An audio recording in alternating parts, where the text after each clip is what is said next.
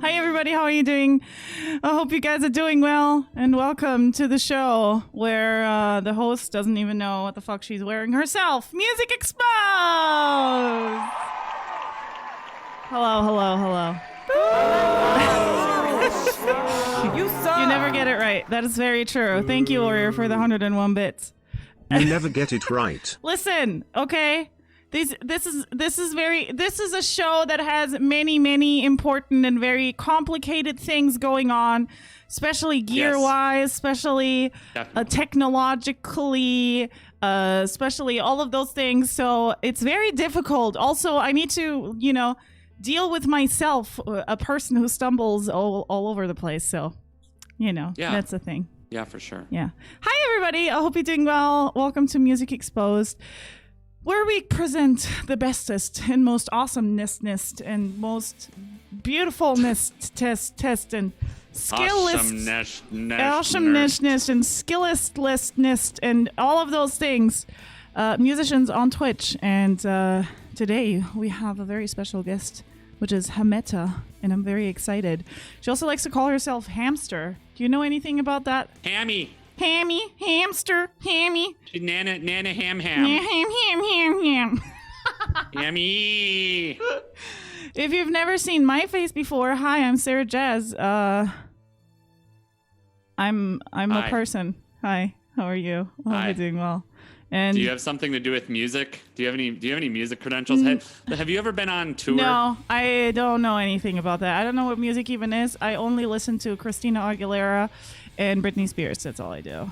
What is your favorite Christina Aguilera song then? Oh, actually, Dirty. Okay. Do you know that song? Okay. Like where she's like, I do. So I good. do. I love that music video. I don't know why my favorite music videos always include asses and titties. How did that dance go again? She also makes that face, obviously. Yeah. She's like, she looks like a beaver. When is the beaver part of the video? Which is listen, that's like my it. sexy face. What are you talking about? I'm clearly sexy. Your sexy face is a beaver? Okay. What do you mean a beaver? That's my that's. Do you after sex after sexy time, do you like gnaw on some logs? Is that a thing you do? Are you making fun of my teeth or something? Listen, No, I paid a lot of money for my teeth, okay? These were very expensive. If I were going to make fun of anything, it would be your tongue, okay? We've already discussed this okay, on well, stream before. if you guys are like, what the fuck is this? Am I hearing voices in my head or something? Yes, well, this is my voices in my co-host, brain. and I'm going to sit down. I'm Christina Aguilera. I'm going to sit down and show you who the hell is talking, or if it's only a voice in your head. Who knows? It's a voice in your head. It is. It's only a voice in your head. It is? You think so? It's all a dream. Hi! Yeah. Hi, I'm TV's Christina Aguilera. You might remember me from such shows as The Voice, and I don't think I've ever been on any other television shows, and I'm your genie in a bottle. You gotta rub me the right way. Wow, is that your sexy face? Yes, that's how it is. So, okay. That's really sexy. So, I also can, tell us I don't who know you if I are. can do beaver teeth like you. Can I do beaver teeth? I don't know. Silence, tell us who you are. Who are you? What are you doing I'm here? I'm television's Christina Aguilera. Hello, second best my co-host. That's true. Bring Hello, out the second warrior. best host. It's true. That would make me the third best host of the show, which is about where I belong. And if we ever had another guest co-host, I'd probably be the fifth or sixth best. That'd just be how it worked. My name's Silence Noise. I'm an original musician and songwriter. I play music on Twitch. Some of you hang out sometimes and watch what I do. I have a new EP. If you haven't listened to it Buy yet, his EP. Buy his EP. Also, next Friday for Sarah, too, this is important to get your shit together if you don't have it together. Next Friday is Bandcamp Friday, which means that mean? everything you buy on Bandcamp, the musicians get 100%. There's no splits. Oh, great! So that I don't even have big. Bandcamp. That's great. Well, maybe I can set that up for you too, like I did with your song list, and then you'll be all set up. Like we'll be good to go. I don't know about that. Don't you remember that I don't have anything to do with music? I'm not an original musician on Twitch. I think that if we put Animal Crossing up for Bandcamp Friday, it would sell in record numbers. You think so? I think Animal Crossing might be the #1 single in the country. You think so? If we put that up. Yeah, I don't think the Animal... Do you think the Animal Crossing craze has died? Are people still into Animal Crossing right No, now? I Like, think Fall Guys and Among Us kind of just took over. Well, Animal Crossing, the thing is, I thought it was weird even that it was that mainstream, because Animal Crossing has always seemed like a weird cult of people that play it. Like, What? people that are really into Animal Crossing. Your sister like, plays admit it, Animal Chad. Crossing. What are you talking about? My sister's definitely part of the cult. We already know. What My is this sister, cult that you're talking about? The Animal Crossing cult. I mean, listen, everybody in the chat, type 69 if you realize that people that play Animal Crossing religiously are kind of in a cult. Like, they're definitely a cult. It's a weird fascination, a weird obsession. See, people understand. Like, the people that are really into it, like still really into it, the people who are excited right now that the Halloween stuff just came out, like there's Halloween Animal Crossing stuff that came out. Halloween Animal Crossing? Can you be Can you be like a monster or something? I have no idea. I don't play Animal Crossing, so I don't know. I played Animal Crossing on the 3DS, but I didn't play it the new one because I never played it's like $7 Animal million. Crossing. $700 million. You have a Switch though, It's- don't well, you? I do. I do. Yeah. I do. But you know what the most entertaining thing about Animal Crossing was? What? This is kind of Twitch inside baseball, but if you didn't watch the Dragon Feeny and Grand Pooh Bear's Animal Crossing Survivor, it's up on YouTube, but if you haven't seen the videos of that, if someone wants to post the link in the chat, it's like it's like a 6 or 7 part series, and they basically reenacted Survivor in Animal Crossing, and like there was tribal council, and like people had to vote people off, and they came up with all these challenges and games. It is so complex. Like when you watch it, like the person, Dragon Feeny, who put it together, did so much work to like change the island and do scavenger hunts and all this stuff. It's super cool. It is super cool. Okay, so it's basically Among Us? No, it has nothing to do with that. It's like the reality show Survivor, which is Today very the stream popular that in we the talk about games on Music Exposed. When are we? What's wrong with that? We talk about whatever we actually, want. yeah, Animal we Crossing can. is a song. It's our Animal Crossing fucking. is a song. Yes, it is. It's our fucking show, anyways. But like, at some Plus, point, Hammeta's here. She'll talk about games. she'll talk about games, games.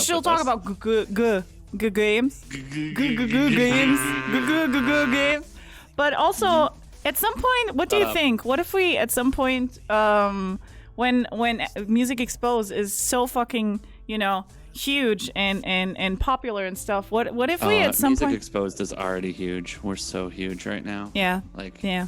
you guys don't even realize how big Music Exposed is. Yeah. But when it's like huge, at some point we should do Games Exposed or something like that. Or like just I chatting don't play exposed. that many games though, Yeah, you're a noob. No, Yeah, I've been you're a playing noob. games since I was like 5 years old. You're a I've had noob. enough of it. Like, Noob. To me, Noob. I'm a musician. You're a Actually, noob. that's what I am. No, you're a noob. Yeah. Yeah. How many songs do I have on Bandcamp versus how many songs do you have on Bandcamp right now? How about I that? have a How about that? Spotify. How many? Spotify with like 4 songs on it. Yeah. Yeah, okay. Well, how many real albums have you put out that you like, 4? tour with and sell and shit, huh? Oh, okay. yeah. I guess that's how. Yeah. Yeah. How many have you put out then? How many? Where are my Sarah Gallett's multi-platinum extravaganzas? Well, okay? at least one. I have one album, and then I You have am, one and multi-platinum I'm on album? many other albums because I was a studio musician too. Being on somebody else's album doesn't count. Yes, it does. Like anybody can be on anybody's album. That's not true.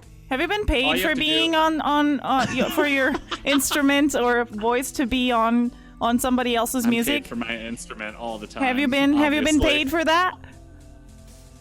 Yes, actually, I've been paid for production. Yes. No, Absolutely. for you to be the soloist or the vocalist of a song. I've done collabs, but I haven't been paid for them. Well, see, noob. Does this make you noob. feel better? No, Do you feel better started about- it. You started with the Bandcamp I didn't start shit. anything. I made a joke about how many songs you don't have on Bandcamp, Yeah. and then Well, you don't want to go down that rabbit hole because then you'll unleash you'll unleash the very very badass Seer G's. Nah, whatever. Yeah, it's so intimidating, right? Shut up. Mm-hmm. I'm bad big girl, badass. Gonna Bad big girl. Got it. beat you BBG. up, bitch. Notorious BBG. The notorious bad big girl. Why don't you just be bad big bird since you're like 7 feet tall? You could be big bird, so you could be cubed. Right. Well, I also Also, despite all these jokes, I think you're a wonderful and amazing musician, Silence. And I like how you're almost laughing while you say that out I'm loud. not. You're like, How am I? you're wonderful and amazing. You're wonderful and amazing. Shut the fuck up! No, I mean it. You're... Shut up! I mean, it's so wonderful. I can hardly take all the song. I'm your biggest fan. You know that. Shut the fuck up. Yeah. Silence, he is a brilliant songwriter. Even though I've never been. I actually, technically. Nobody needs to be on tour for shit. People have bought my EP, so that makes me a professional musician. Yes, as well. it does, So because you've made money with so we're both professional I have. musicians. Look at this. Look at us. I have. Well, hi. I'm not this a professional saxophonist. Yeah. Hi, this is professional pro music exposed. We know that Hammeta has made money busking before, which we're definitely going to ask about. Oh when yeah, she's she's been on the streets, dude. She's been the mean streets of the UK. She will. I'm sure she's got stories. Oh, Hammeta seems 100%. like another one that. What I love about her is she seems like another one like Dora, where I'm sure she's got some thug life stories. Oh, 400%. I'm sure Hammeta has choked a bitch at some point in her life. It's just how it is. I mean, Just who life. hasn't? Let's be honest. Have you? I mean, I've choked a bitch. Have you Ever choked a bitch? No. Oh, I don't if believe were that in a one fight, bitch. I would- Shut up. If I were in a fight, I'd lose. Oh, Okay, but you. That's what'd be happening. Okay. I'd lose. I didn't say in a Probably. fight. I said. Oh. Yes, I know what you mean. No, I've never choked a bitch. I'm not Wayne Brady. That's Wayne Brady's job, okay? Listen. In a video game, anyways, right? I've choked So all the Hammeta is bitches the in UK video version games. of existence. I don't think so. Hammeta's way more. Northbound, thank you so much for the resub. 2 months, thank you. Thank you so Come in much. asking about Yeah, choke a Northbound Matt has bitch. definitely choked a bitch. Ha, ha, ha. That's why he's married. Yeah, I mean, sometimes being you married. just gotta do it to get her to the altar, But listen, you can choke bitches still when you're married, in video games. That's what, You can only choke one bitch once you're married in a video game. Yeah, okay, but it depends how your wife that's the is. If your rules. wife likes to be different people. Yes, Northbound Matt, tell us, does your wife like choking? That's a good... No, He's like, Toss! I'm glad No! I'm glad I'm here today. No! He's like, I'm regretting this resub. What the fuck? It's very I mean, hey, we everyone's got their preferences. No. There's no kink shaming here unless your kink is feet. Because That's that not makes true. you I weird don't as agree fuck. with this. No. Your kink is I feet. It's agree. fine. It's fine. I love him. Can't say she does.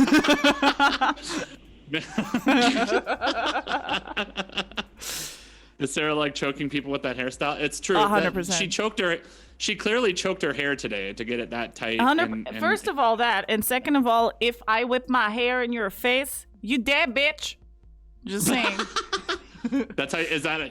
You kind of look like a villain from like the Double Dragon games back in the day. Like you look like a street tough. Like you're gonna go out. I'm and do from some Mortal kung fu Kombat. and- I'm gonna. You're Mortal Kombat. What is my name? Chat, tell me what my name is if I was a Mortal Kombat fighter like this.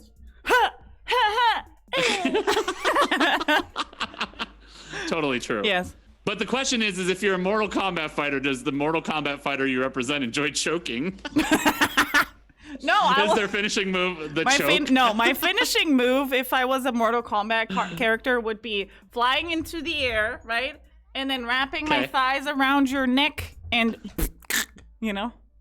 that would be my finishing move. Fatality. Okay. The The jazzifier. I like that. That's what it would be called as well. Yeah. So you do some crazy flips, or you just have to jump. All right. I like it. Yeah. Sparky. It's true. Sparky. It's true. Okay. Sparky, that's a dog name. Why do I have a dog's name? Sparky Synth is here. Oh, okay. Oh, Not Sparks. Sparky. Oh, you. I was like, oh yeah, hi. Oh, Yes. Thank you so That's much right, for Sparky. the TDR. We're getting We banned get on tonight. tonight. Sulky Celebrating one sing Christmas every pilot. single month at this point. Yeah. And he did a nice little special. We got to get. They were supposed to send me an email last night, and now I'm gonna publicly call them out because they were already on my list anyway. But I definitely want to get Mama Joe, Brahma Joe, and maybe even Shark Muffin on the show. Oh at yeah, some that would point. be fun. I would love that. Thank you so Mama much, Joe, Warrior. Brahma Joe. Thank you, Warrior, for the 128 Princess bits. Jazz Warrior. Princess Jazz Princess Warrior. Jazz Warrior. Yes. I enjoy it. I enjoy it. Now I have a question for you. For me? Have you ever played any music on the street? Like, have you ever No. done, maybe not busking, you haven't but have you played outdoors then? I obviously festivals. Not obvious. That's front- why it's a question. It's not obvious. Festivals are outside normally. Not always. But okay, you have. What would you say is the difference in having to play outside as opposed to playing inside? Cold. What's the biggest difference? Yeah. Dying. How does cold impact Instruments not being in tune. Everything that is not electrical not being in tune. You wishing that you just had a hot chocolate and a warm, cozy sofa. Why don't you just bring a hot chocolate if you want one? If you just want a hot chocolate, Have why you don't bring seen it with somebody drink a hot chocolate while playing saxophone at the same time before? Huh? I want to see that now. No, is that you something don't. that you can do? It's terrible. That's not good. It'll look like, I mean, can you imagine what the liquid coming out of the bottom of the saxophone would look like if you're blowing hot chocolate into a saxophone? Listen, there's enough disgusting stuff coming out of the saxophone anyways. I used to be ashamed of this, but I'm not anymore. But the first few times that my saxophone peed on me, I would be very, like, on stage, like, because the saxophone... What does that mean? How does the saxophone pee on you? So the saxophone, especially the tenor, alto, etc., they don't have a spit valve or something, you know? Okay. So when you're playing and then you put it to the side because you're not playing anymore, if you just tilt it a little bit, then from the bell there comes all the spit that gathered in the knee, you know, in the inside of the knee. I'll show you. Listen. Saxophones 101. Don't, here. Yeah, you see, this is the knee, right? You blow into here. This is the real Music Exposed right here. You blow into here. This is the real shit. And then there's all this spit coming in and being like, you know? And then this is the knee, and this is where all of it just gathers. And then you're playing, right? Right? And then all of a sudden... How did that go again? Could you do that one more time? How does that go? That's how it goes, right? Let me try. Yes, that's exactly how it goes. Sounds, yes, right? 100%. It's also how it sounds. And then you just play, right? And then you do a pause. You take a little pause because other people want to play too, right? And you just rest the saxophone. Other people want to play your saxophone at the no, same not time, my so saxophone, it's like swapping but spit? just other instruments, yeah. So, and then you just rested, and as you can see, this is very easy to, just... And sometimes if you tilt it a little bit too much and you don't pay attention, it will literally, all the spit will come out. And then it will just be terrible. Do you have to do that? Is this a maintenance thing that you have to do, like, after you're done playing? Do you, like, go dump it out in the grass? Or, like, what do you do? No, I don't do that. How do you get the spit out of it? You just leave it in there? And I don't clean my sax. Does the inside of your sax get all mildewy or moldy because there's just a pool of spit in there? She drinks it. Nice underslop, true. Listen, it's the hot chocolate, okay? If there's hot chocolate in there. The fuck is wrong with you? Underslop? Fuck off. No, but thank you. Thank you, Warrior. Thank you. Now we don't love sex anymore. Yeah, thank you, Warrior. But the truth is, and sometimes the saxophone would just pee on, obviously, like I call it. Why don't you dump it out when you're done playing it? But do you not have like a thing? If you listen, on stage you play a solo, and then the solo is over, and then the saxophone pees on you. And but I mean, like when you're done, wouldn't pee on you if you dumped it out in the grass or something when you were done. You went outside and like dumped it out. But normally what other saxophonists do who don't believe that the more spit, the better the sound, which is my my philosophy. That's just an excuse for being lazy. No, it's not.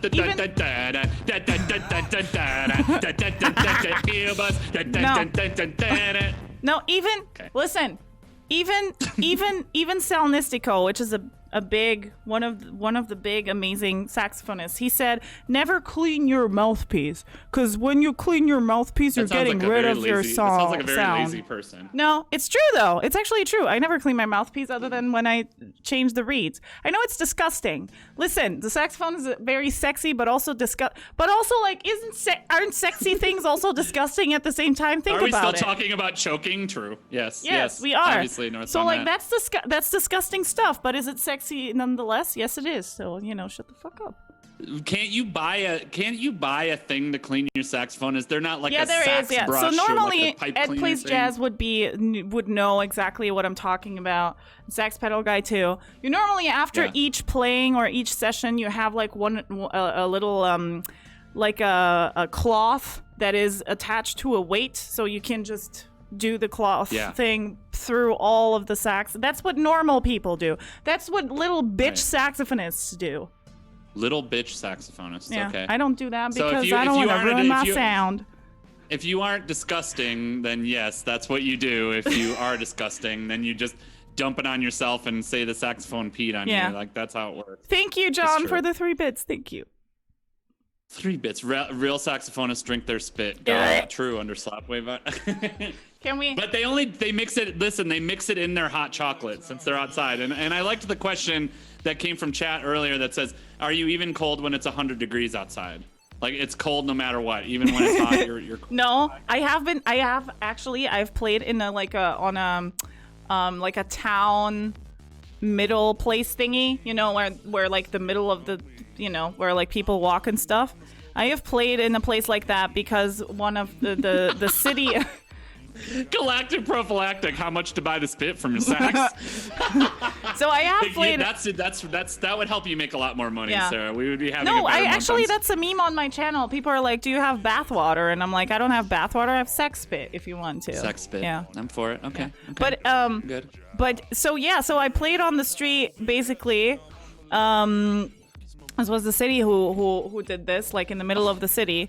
And and it was summer, and I had the biggest sunburn because I had just one shoulder in the sun for like 5 hours straight, and just in the same position, and it was just that was terrible. Does the saxophone reflect light into your face? Obviously, it's metal. Like, so have you ever had a situation where it's like sunny and the sax is like reflecting light right into your eyes?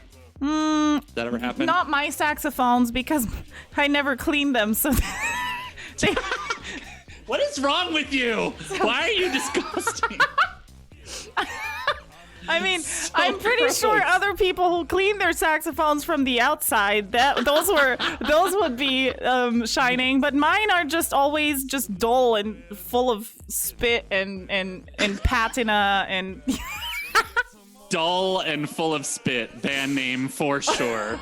Band name for sure. It's the name of your next music project. Dull and full of spit. I'm sorry. I agree. I'm sorry. It's the truth. Yeah. It's the truth. Yeah. Conversation to adult for me, John Deed. Sorry for this. Listen, this is important. So, what do you find is the difference between when you're playing outside when it's warm weather versus when it's cold weather? Obviously, when you said it's cold, you just want hot chocolate and to spit hot chocolate out of your saxophone. What about when it's warm? When it's warm, then I mean, the thing is, playing outside has 2 settings. Either you're dying because it's too hot, or you're dying because it's too cold. It's never like perfect. So you know, it's just the life of a musician is just being. You can't play in spring or something when it's like 70. You can't. Yeah, do that? but that's too hot too because. Or too cold. It depends. It's never right. It's never right because musicians are little bitches. You know, you got to understand this. They want to be treated like rock stars, but the truth of the matter is... I imagine that Hammeta is not a little bitch. I mean, that'll be my first question for her when she's on the show today. I'll be like, Hammeta, are you a little bitch? I think she's in the yes. chat. She could probably answer that. Yeah, no, don't answer it. Please let us have that as his first question. Yeah, Please don't forget true. that. We're going to... But I think like all of us musicians, we all dream of at some point being a rock star, you know, having some of us are more demanding in that or have bigger dreams and some of us have smaller dreams. But in the end, we all want to be treated like rock stars, you know, like a musician. Oh my God, you're the best. I'm your biggest fan. Underslop clearly understands the musician life because what he said is so accurate. Depending on how many substances you take before you perform, you might not even know you're outside. Accurate. Very true. For all the musicians that I've known, accurate. Very true. That is also a thing, though. Maybe it's super cold, and depending on the substances you took before, you could be like, "My God, it's so hot. What the fuck?" You know? Could be the same thing. True. So, that we're also we're just always complaining. You're just always complaining when you're outside. Yeah. How did you shoot? You've shot music videos before outside. Yeah. So tell me what that experience was like. What was it like to be out in public shooting music videos? Okay, so this it's different because nowadays it would be. Why is this such a hard question for you? Because nowadays it's different. Nowadays I'm comfortable in front of the camera. I wasn't comfortable in front of the camera before I started doing Twitch. Like, I was super awkward. So all of the music videos that I have I don't know. I've seen your Who Am I video. I didn't think that was awkward at all, okay? I thought that was... You told us to get some tea. You told us to chill and hang out. You told us that we were gonna have a really relaxing time. I don't know why you act like that's awkward or anything. I don't even understand. It's not awkward at all. Anyway, continue. I was very awkward. If you guys please don't look at my old videos or search for old videos that aren't even on my channel. There are no videos. They don't exist. Yeah, there's no video. Nothing. There's nothing. There are no music videos. There's nothing. And I was just guys, very awkward. So to be honest, you should never ever watch this video. No. That I'm posting in chat right now. Never watch this video. Oh my God, wait. Never ever watch that video. Never watched it. Okay. No. No. Stop it. No. Okay. What is wrong with you? No. Nothing. Oh yeah, that's true. That's true. This is terrible. Anyway, yeah. Not awkward at all. I don't understand. Fuck off. Stop. No, I can't. Oh, timed out from my own show. All right, well, Chad, if you'd like to see this video, I'll post it in my Discord. No. Anyways, I don't know how I would answer that question today because I just am not awkward anymore in front of the camera. I'm a weirdo, but I'm not awkward anymore. But you are, you are awkward? What? I'm awkward? No, what I wanted to say is I used to be You're like, awkward. no, you. I love little baby Sarah. That's why. No. That's why I do it. Could we pause? Could we pause so we can watch this video as a group? No. Oh my God. I have watched that video. I've done a deep dive analysis on that video on stream before. I actually have. I love that video. I actually like what she refers to as awkward Sarah Jazz. I enjoy awkward Sarah Jazz. She's are you still? I can't type anything in here, so you know, that's just how it is. You actually can see that. I didn't know that you can see deleted messages if you have better TTV. That's interesting. Yeah. I didn't know that. No, stop it. No, now I clicked on it instead of banning it. I can't. Give me, please. I'm gonna ban all of you. This is gonna be a very lonely stream in a second. This will be, yes, we'll have 0 viewers for Music Exposed in the future. It's gonna be sweet. Yeah. It's gonna be great. Like this is how Music Exposed went from 100 viewers average to 0. Yeah, that's fine. That's fine. I can take it. Okay. But so that's all you say. So basically, performing outside to you is always horrible. There's never a good time to perform outside. It's just how it is. Guest comes on, chat is silent. I love that, Soul Bear. It's exactly how it should be. Yeah. And Hammeta is here. Woo! Just nothing. Emote only mode. Oh, that's a good idea, Wendy. Ooh, Wendy's on my side. I love her. Ooh. I'm on your side. Why are you acting like You're I'm not on your my side? You just posted on my Twitch chat a fucking embarrassing video of me. Why is it embarrassing? You shared it with me. If you didn't, if I you thought it was so you embarrassing, found. No, you did I? No, you shared it with me. Yes, that's because you I was shared like, it with me haha, directly. look at Sarah Jazz, being little Sarah Jazz, and not knowing what the fuck going on. I mean, I could play the audio from the video, and then you could have to kick me off the show. No! Stop it! I'm so glad I haven't shown you my most embarrassing video ever on the internet. I think you have. No, actually. I haven't. I haven't. I mean, Aww. somebody sent you a little excerpt of it yesterday night. Because they found it too, and they tormented me with it. I don't torment. I'm not. Listen, chat. I am not tormenting Sarah. Have I not said multiple times that I enjoy those videos. Like, I legit enjoyed them. I think that they are very nice, and Sarah's very humble in them, and she's not like a total raving lunatic like she is on stream now. What? She was just a so nice, so you humble prefer person. so you prefer wholesome before I didn't say that. Twitch I didn't Sarah say that. Jazz than now Sarah Jazz? I like both. Why can't I like both? Why does it have to be one or the other? Why does it have to be one or the other? Sarah's humble. Funny. It's true. It's true. It is true. Also, I mean, I'm not gonna say any names, but some of you are what's the name? Now the word. I forgot the word. Intimidated by me. Why do people think? Why are people intimidated by me? I don't understand. I don't know. I guess chat can answer it. Tell me. There's embarrassing stuff of me on the internet too. I'm not scary. I don't think there's that much. Do you think I don't think scary? there's that much video. You're scary. No, I don't think that you're scary. Awkward silence. No, I don't think that you're scary at all. If I thought you were scary at all, why would I do a show with you? That's very. I mean, It's maybe your- you're it's- like, I'm gonna make a show with big bad boy Sarah Bad Jazz. bird. Be cute. Big bad bird. Big bad bird. Sarah Jazz. It's your Be enormous cubed. hands. That's very true. I think it's Notorious my be enormous cubed. hands and my huge nose. I I think think Crow it's your both. spit. I think that's what it is. You suck. Silence, stop lying. This is not Among Us. Thank Silence, you, Warrior. stop lying. Obrigada. This is not among the US. But that's fine. That's fine. Among US. Big ol' honker. What did you say? It's Why true, I'm it's- scary? Because the alert was in your way. I said that you're not scary. Oh. I don't find you scary at all. I was scared. Sarah, you're scary because we're worried you're gonna whip us with your hair by mistake. Probably true. True. That's very true. I mean, You I could can kill someone with it. You did threaten to jump on someone and break their neck with your legs earlier. with you did my threaten thighs. that. With your thighs. Yeah. All right. Yeah. So, okay, question for you. Have you ever performed outside? Yes. Oh, yes, I tell have. us about I performed outside a few times. Oh my Actually, God, I shut feel the like fuck most up, of my Sarah. performances that I've done, For silence. I have not done a ton of live Thank you, performance. Northbound. Sorry, Northbound just Northbound. donated €5 for science. Yes, Northbound Matt. Yes. Yes. Claps, applause, Northbound Matt. Nobody can click on that though. So Doesn't matter. suck a big Doesn't matter. big fat one. Listen.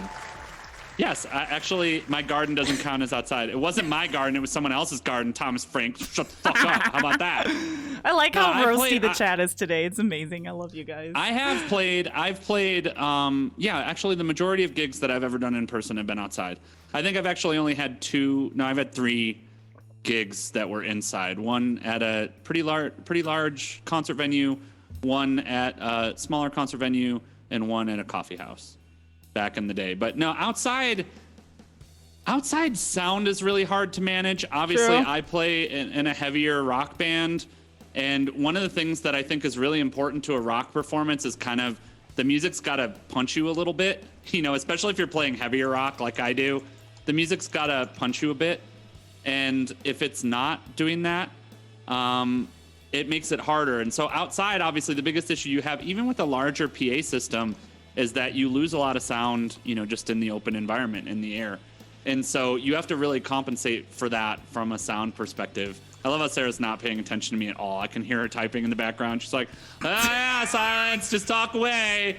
Shut the fuck up. No switch. Yeah. I'm just on-timing you out. I'm sorry. No, it's fine. It's fine. No, it's good.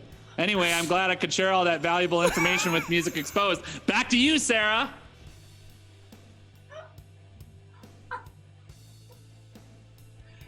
You just said it's difficult. You didn't even finish your story.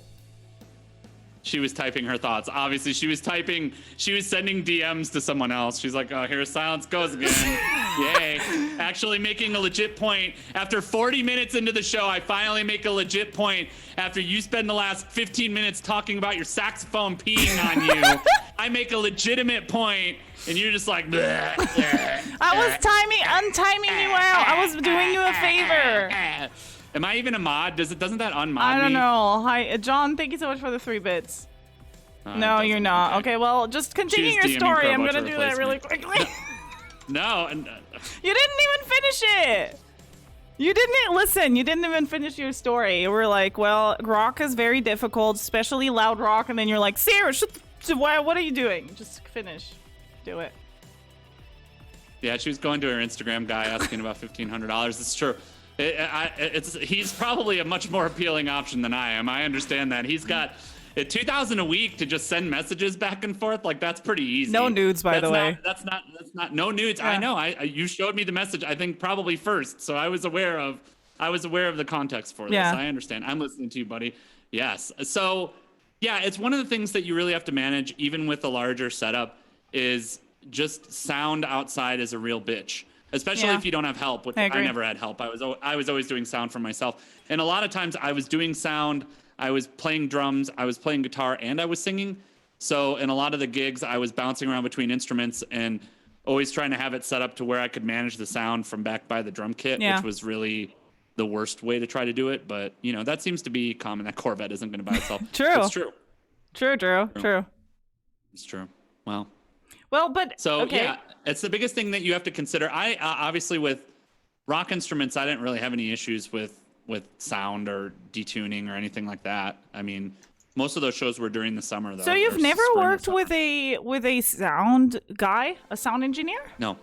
That's so interesting. Never. Okay, because then you kind of escaped the horrors of working with a sound engineer.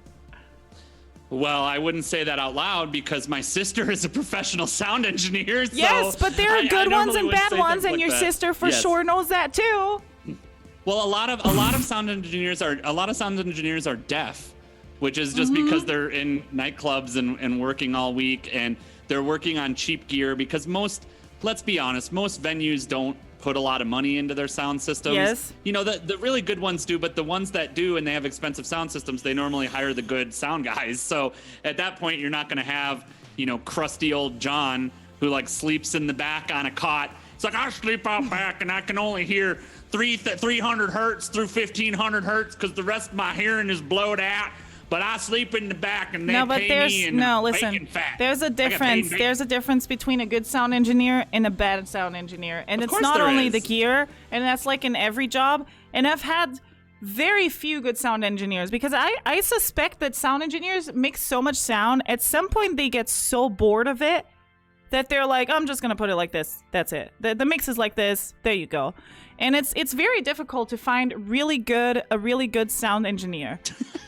Northbound Matt, you didn't slobber all over your guitar before you played? No, I didn't actually. I'm not disgusting like Sarah. That's I clean my instruments. Actually, thank you so much for the 100 bits. Low quality. Yeah, actually, every time I change the strings on my guitar, I take the time to clean it and polish it and try to do the maintenance and do that stuff. Ew. Yeah, so my guitar might blind me if I'm outside. Yeah. It probably won't though because it's red. Yeah. I need to get my guitar refinished at some point, but that's another story. But yeah, I remember this one sound engineer. So this one sound engineer, he was kind of new. He was very into making his sound, especially like older sound engineers. You understand and see that they get lazier and lazier with their job. They're like, oh, saxophone is like this. Oh, guitar is like this. Okay, I'm gonna put it like this. Okay, great, done. Done. Okay, this is it. And they don't touch the sound in between. Like they're really good sound engineers are constantly looking if it's fine, constantly adjusting, and just also doing it per band very, very. Well, these days with the more advanced equipment, especially if you're in a place that has really nice equipment, it is possible to rove and have the soundboard on an iPad or on a tablet, and that's obviously the best way to do it. I've seen multiple concerts in the past year. Oh yeah, with tablets, yeah. Yeah, where they have where they're literally in the crowd. Like I really enjoyed that because I used to be the guy that was always right up front, stage, front center, and that's where I was, and I could push my way through to get there. And now, as I've gotten older, I kind of have gradually moved back in the crowd because I like to be able to see the whole band, and I like to be able to see what everyone's doing, and I don't necessarily need to be deaf. Yeah. So, it's as time has gone on, and then, a lot of venues that I go to now, if they have a balcony, a lot of times I'll be up on the balcony. Yeah. Because I like to see, and you've mentioned this before, I like to see the dynamic between musicians. I like to see what the whole band is doing at any point. If you're right up front, it's really hard to see the drummer generally, in most stage setups because they're behind everyone else. You get the raw energy of a vocalist or of other musicians who are working the crowd, but for me, as I've gotten older, I definitely have moved back. But running a PA off of that is even better because you can see that the sound engineer is wandering around. They're hearing it from different perspectives. They're making adjustments. It's great. Who watches the drummer anyway? That's true. I do watch the drummer, actually. I'm very interested in everybody. watching. I like to watch everybody, too, yeah. Yeah, I like to watch the engagement between the musicians on stage. Like, I really enjoy when there's, like the last few concerts I've seen were all pretty much the Deer Hunter and Family Crest. And Family Crest is a really fun band to watch live because there's so many people. There's 7 musicians on stage and sometimes more every time that they play. And they have like little subsets of how people interact with each other. So like the bassist and the keyboardist have a really good relationship. And then they have a crazy trombone player who's all over the stage and doing all sorts of stuff. And then the violinist and the cellist have so you can watch all this communication happening and how much they enjoy playing with each other. And, there's just kind of all these different things happening. And I really enjoy watching the chemistry between bands. Same. But sometimes the interesting part is sometimes people will have amazing chemistry musically on stage too. But then the band doesn't get along that well. That happens a lot. There's amazing musicians where it was like, oh, I love playing with this person, but I hate them so much. Like, they're little fucking divas. But then it's like, oh, but they play so good. I want to... But you've clearly admitted on this show before that you are the diva. I'm not not at all. Not at all the diva. You're like, I won't even play with certain musicians. Oh, yeah, but I'm not the diva in the band at all. That's not diva behavior at all. No, I'm a diva to other people, but I'm not the diva in the band. In the band, I try to adjust all the time. I'm the one who walks the most, taking out the gear, helping the drummer take out the gear from the car to the venue and take out the PA and stuff like that. I'm the one who walks the most. So no, I'm not the fucking diva. I'm the diva to other people. If you suck and you have the ego the size of the fucking universe, I will not play with you. So shut the fuck up. Okay, that's not diva behavior at all. That's nothing like it. No, that's not diva in the band. That's what I'm saying. I'm a diva, but not. Right now, Sarah. Let's vote her off. I'm not the diva in the band. Definitely not. And what's hilarious is the 2 musical artists that you mentioned earlier, very famous for being divas, Britney Spears and Christina Aguilera. Those are your models, and you're into them. But that was a very famous divas. Very famous divas. I see. Yeah, but sound engineers, there's really a big difference between good sound engineers and bad sound engineers. Well, most sound engineers, most venues don't even want to pay the bands or musicians anymore, let alone someone to run the sound in the club. So those guys are always getting screwed. Oh yeah, they were getting paid at my gigs. I'm telling like good conditions. Kid. No, I'm telling. Yeah, but you don't count. Your musical experience is so weird. Why? In the sense that why is it weird? You have not we had Darth Rips on 2 weeks ago, who's talking about having to bring a gun in a video game to gigs to get paid. Yes. Which is a common thing. And you're like, I've never experienced that. Everyone always gets paid at all my gigs, and everything's always perfect. And I can even be a diva to other musicians. And yeah, because I was lucky, and I always say this before that am very lucky that I had that experience, that I just went into a professional band when I started doing like legit playing music in front of people. Like, I was very lucky. I always say that. I don't take that for granted at all. Like, I know I'm lucky. A lucky princess diva. It's true. Yes. I'm a lucky princess diva. It's very true. Thanks, Tekka, for hanging out.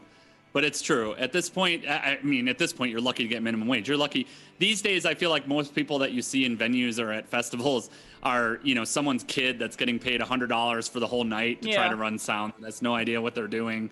And it's ridiculous, especially, it's true though.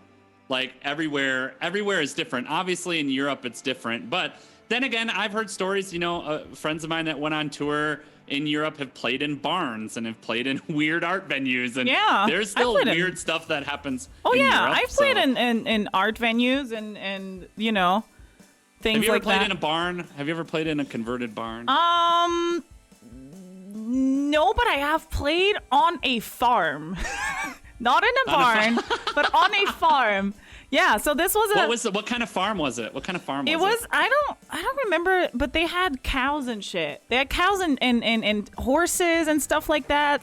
And they were doing, this was a private gig, And private gigs always pay the best, by the way. Here in Europe, of course they do. Here in Europe, it's like it's somebody's birthday, and it's like, here, take thousands of euros for your whole band, and I'm like, yeah, thank you. It was the kind of farm with cows and shit. It's true, that kind of farm. Yeah, that kind of farm. You know, I don't fucking know. And we played in the kitchen for everybody. And we did like lounge jazz while people were eating and stuff like that. And so you were the background music. Kind of. People also danced a little bit when we did like salsa and stuff in Latin. Did they dance while they were eating? Did they dance while they were eating? No, after they ate. But we ate first though. This is the best part, by the way. Private gigs are the best because they pay you a ton of money. They're always concerned about you eating and drinking enough, so they're like, take a break after 3 songs or something. Same with weddings, by the way. Weddings that are made by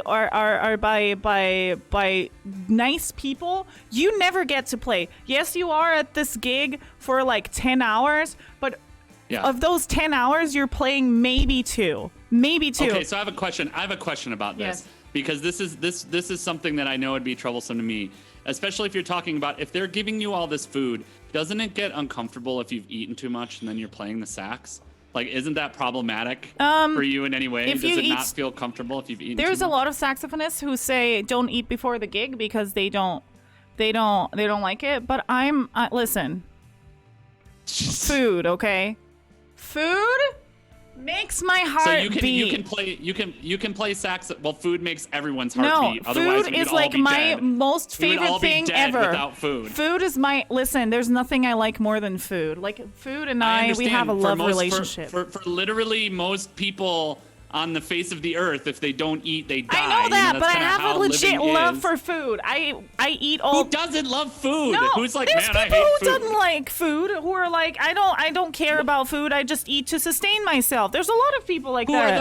Who are those people? I've never met them in my life. I know a lot of people who are like that, who don't really care about food. They're like, I just eat to sustain and to survive, and I don't really care what I'm eating. I care what I'm eating.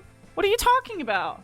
Maybe it's different because America is different. But in Europe, it's like a lot of people are like, I just eat because I have to, you know. Mm-hmm. Yeah. Imagine. So anyway, so you can, eat 3 cheeseburgers and then rip on the sax with no 100%. Problems at all? Yeah. I eat 3 cheeseburgers and I'm like,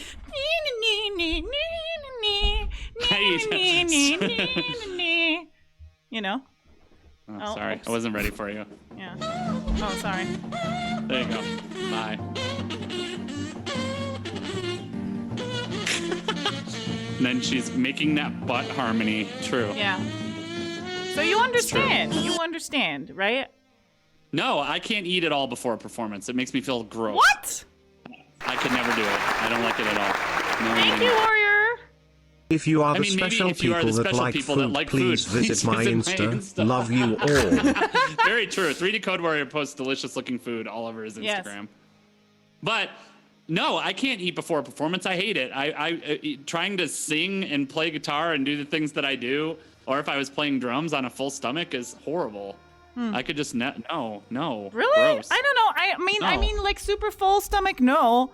But like, I will like nibble on shit. I'll be like, maybe a couple of hours before. No. Like, I could have a meal a couple of hours before. No, I'll stuff some pastry in my mouth and put my strap on already and be like, whoa. I'll stuff some pastry in my mouth and put my strap on. Got it. Yes, I'll stuff some pastry in my mouth while I'm putting my strap on. My neck strap, obviously, like my saxophone neck strap. It's called strap. Thank you, Drew, for the 10 bits, by the way. Also, yes. Anyways. Yes.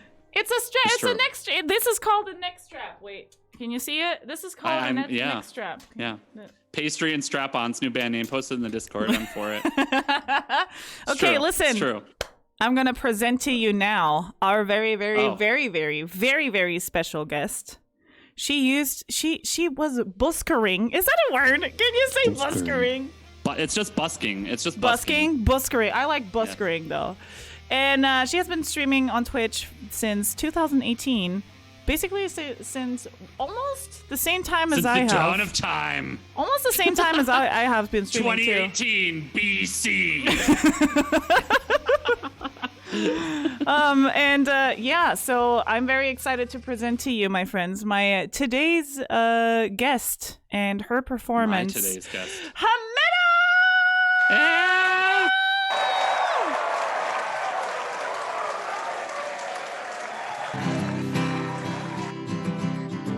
I live in a city where we taught to never dream big, and they shrugged off our ideas and thought that we'd be disappointed. I played in bars and street corners to get back on my feet, and my best friends were the people you probably ignore on the streets. And we play our music when no one would listen. We'd swap stories, smoking cigarettes until the morning, and we'd speak about our lives, and we were not alone, because hope itself, well, it was ours to hold.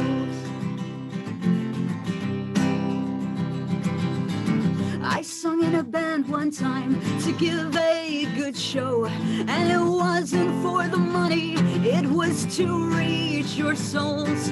The songs we played were not my words, like the ones on this page.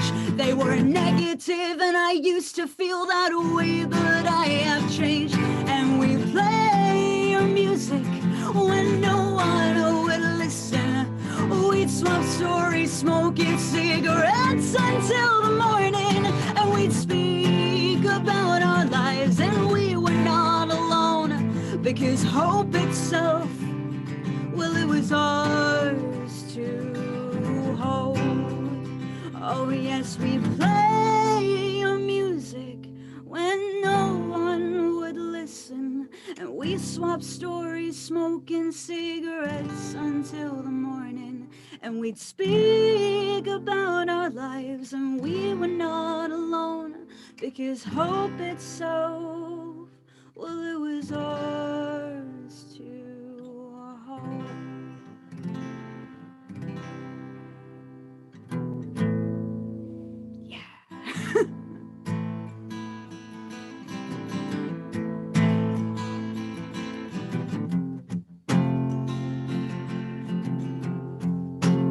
These are all my songs, by the way.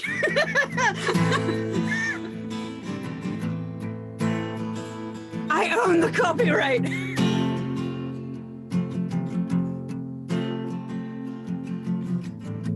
I feel as if it's taken my first breath, like a known peace, but I know no rest. The pieces of me take just to learn how to beat, but they're counting down until we meet.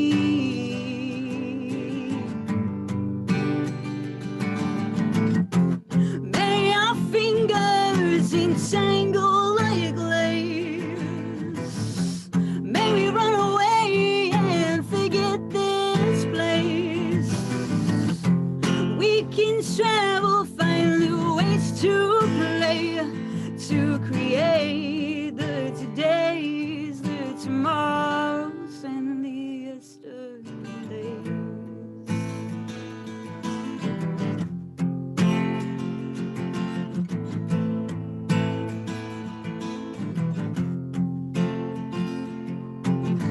I will paint the silence with songs of you, 'cause even my darkest skies are turning blue. There are no words to describe how I feel. Got a taste of them all, and none of them are close to being real. Ooh, may our fingers entangle like lace. May we run away and forget this place. We can travel, find new ways to play, to create the todays, the tomorrows, and the yesterdays.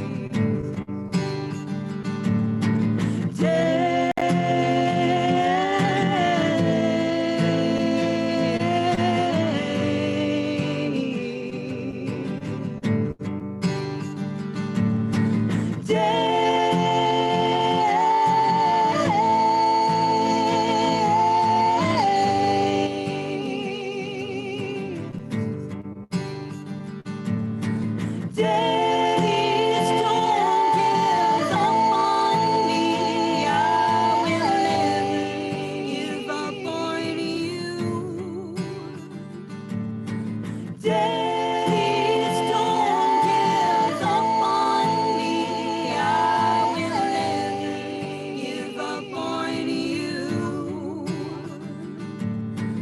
Days don't give up on me. I will never give up on you. Days don't give up on me. I will never give up on you. Days don't give up on me. I will never give up on you. Your fingers entangle like lace. Baby, run away and forget this place. We can travel, find new ways to play, to create our todays, our tomorrows, and our yesterdays. Yeah. Yeah. That's me. I did a thing. Oh my goodness. Yeah. I can. You want me to do? Oh shit. Okay. Yeah, keep going. Do We a want third one more. one for One us, more. please. Encore. Let's go, encore. I'm really sure that chat wants an encore. Let's go. Yeah. Everyone throw your Okay. underwear at Hammy.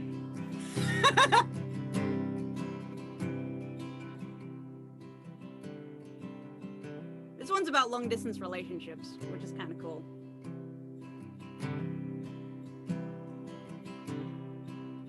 Well, I never believed in miracles, just thought they passed me by. But then a spark ignited when I looked in your eyes. See, there's 1 in a million chance it'll be you standing here, and 1 in a 7 billion chance that we meet, my dear.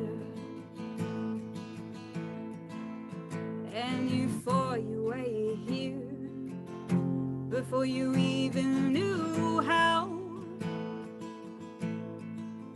Don't let your weakness catch up with you now,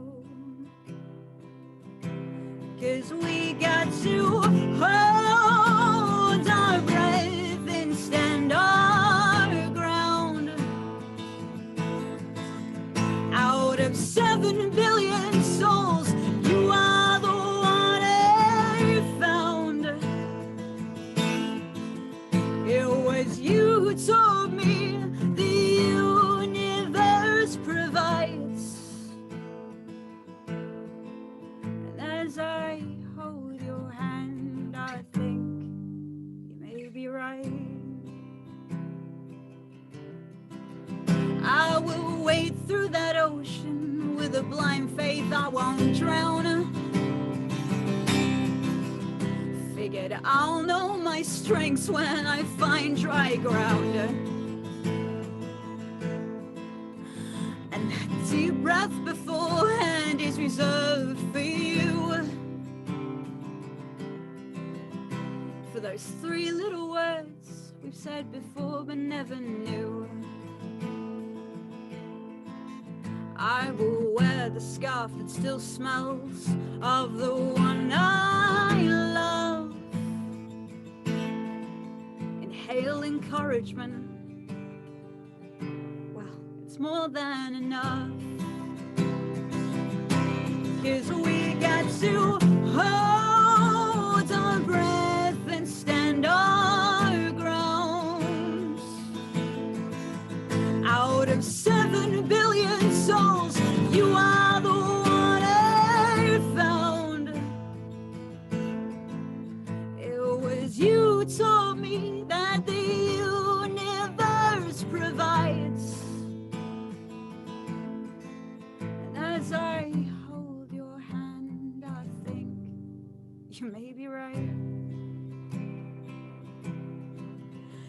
See, I don't know where we're gonna go from here.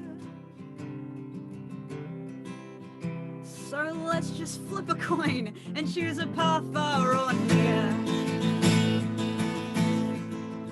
'Cause as long as I'm with you, I think I'll be okay. And even if not, we can find a one way.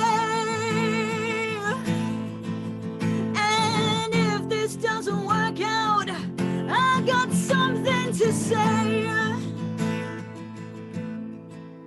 Right now, I love you till my dying day. 'Cause we got to hold our breath and stand our ground. Out of 7 billion souls, you are the one I found. It was you who told me my universe provides. As I hold your hand, I think you may be right.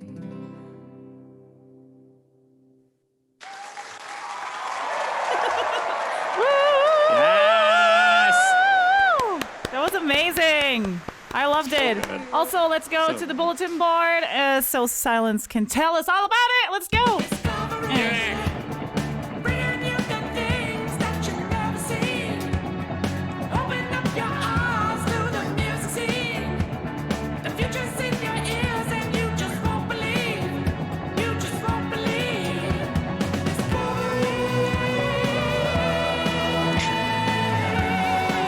Warm fart between your cheeks. Thanks so much for that. Yeah. Sexy. Love it.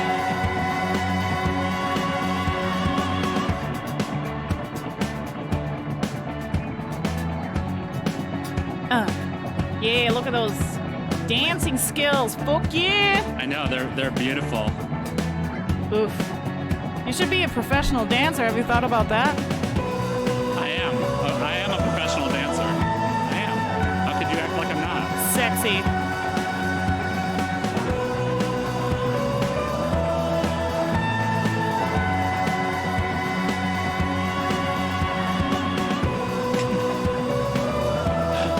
This video still makes me laugh every time I Yes, see it. I love it so much. So good. GG. You clapped some cheeks with this one. Yeah, Yeah, yeet! Let's go. Tell us all about it.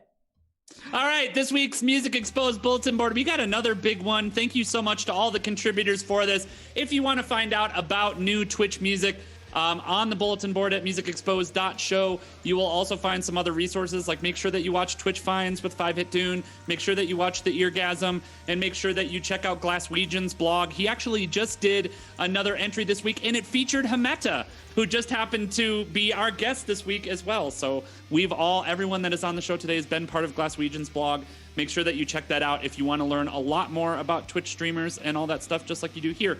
So let's talk about the bops for this week. So Alana Sterling, aka Mermaid Unicorn, which is probably one of the more popular music streamers on Twitch. Most of you might already be aware of this. She dropped some really cool like soul pop song that's called Alien that came out this week.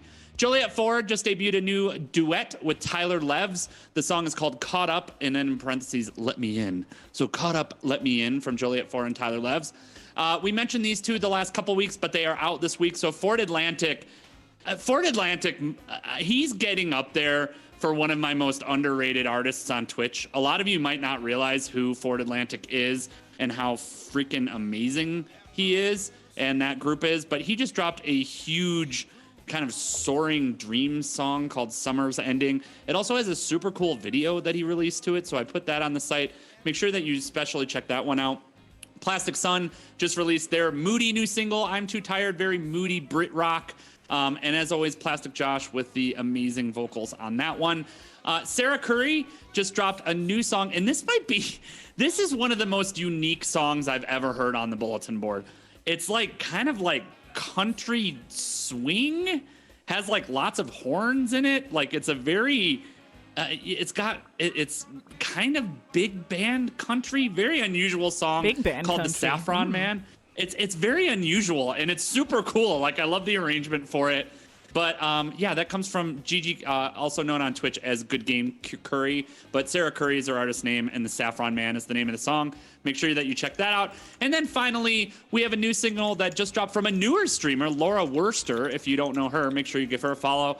She closes the list strong with some real indie rock that's called Grass Stains. So this week, Alana Sterling, aka Mermaid Unicorn, Joliet Ford, Tyler Levs, Ford Atlantic, Plastic Sun, Sarah Curry, and Laura Worster. That is your Music Exposed Bulletin Board. Yay! And also, don't forget, you can look at all of that on musicexposed.show, our website. You can listen to all of those beautiful things there. So don't forget to check it out and just support. Yeah, along with the last month. We always leave up the last month of releases, too. So you could have a whole... Actually, Esky Beats helps us maintain a playlist of that as well. I always forget that. So huge thanks to Esky Beats for that. He adds all the stuff that is on the streaming services to a playlist. So if you want to listen to all of them at once, make sure that you go over there and check out his playlist, which is linked right at the top. Yeah. Listen to it all at once. Now, and then play some saxophone. Now. And now. I am so excited. Hold on. No, wait. You said that. We have to do this. And now, our feature presentation. Sorry. Just do it. Just You saw me do it? Yeah, just do it. And now, one of the bestest friends I have on Twitch. Aww. The amazing Hammeta!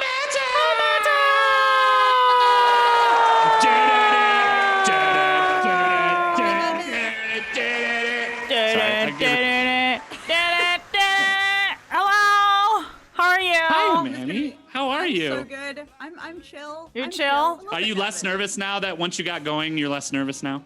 Maybe, but now it's the talking part, and that's not what I'm good at. So we're gonna see how this goes. You and we're good. You can talk. So you have to answer the most important question that came from earlier today. Are you a bitch? If the pay's right, then obviously. Yes. That's a good answer. Yes, I good give you answer. credit for that answer. Good answer. That is a good answer. Good answer. Good answer. Survey says. Good answer.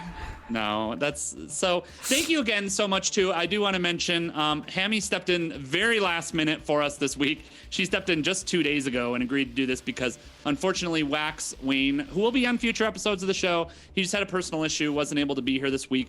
He will be back. We know he will be here in the future for us. But Hammy, first of all, thank you for the huge come up. She's just like, yeah, I got this shit. I got it. We're good. I'm ready.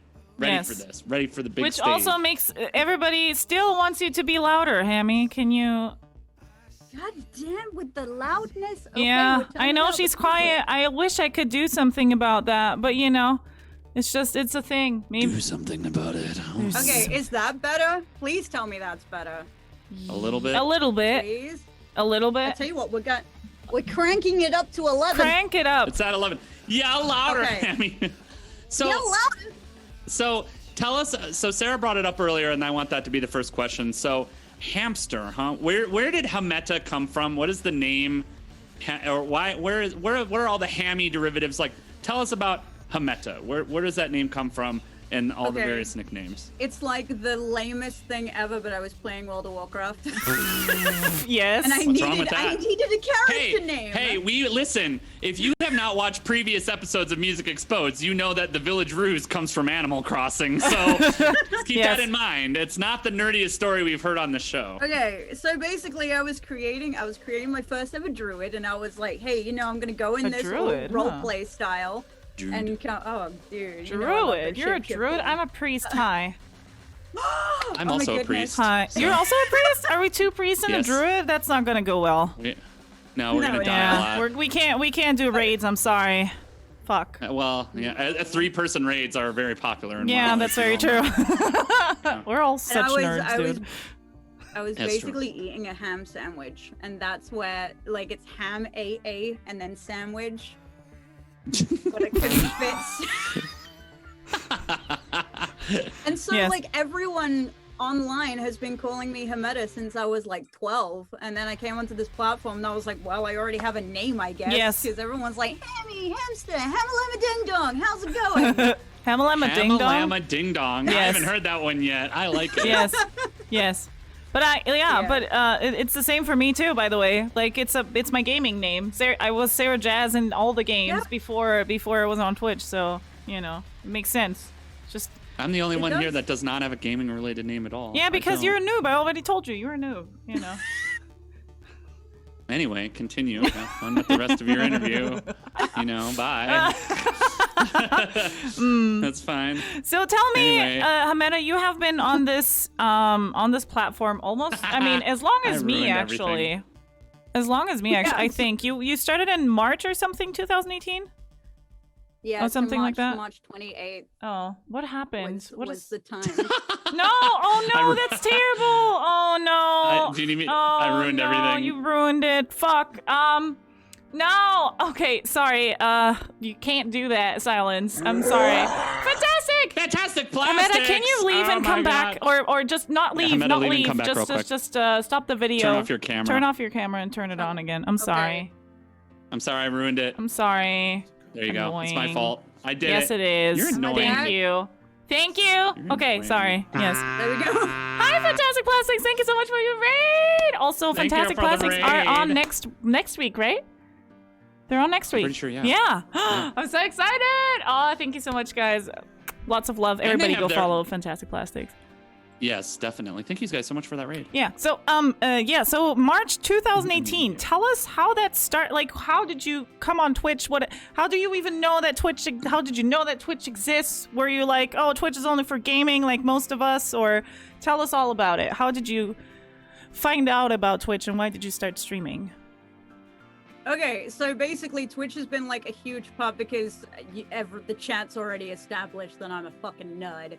So basically we used to play a lot of D&D, like a lot of D&D. Nice. And so Twitch was just always on in the background. And then like there was one day when they swapped it over, and I think one of the gaming streamers started to do music. I can't remember who the streamer was, which is a shame because I need to thank them. And I was like, oh shit, like I can do this from home. I don't have to go outside.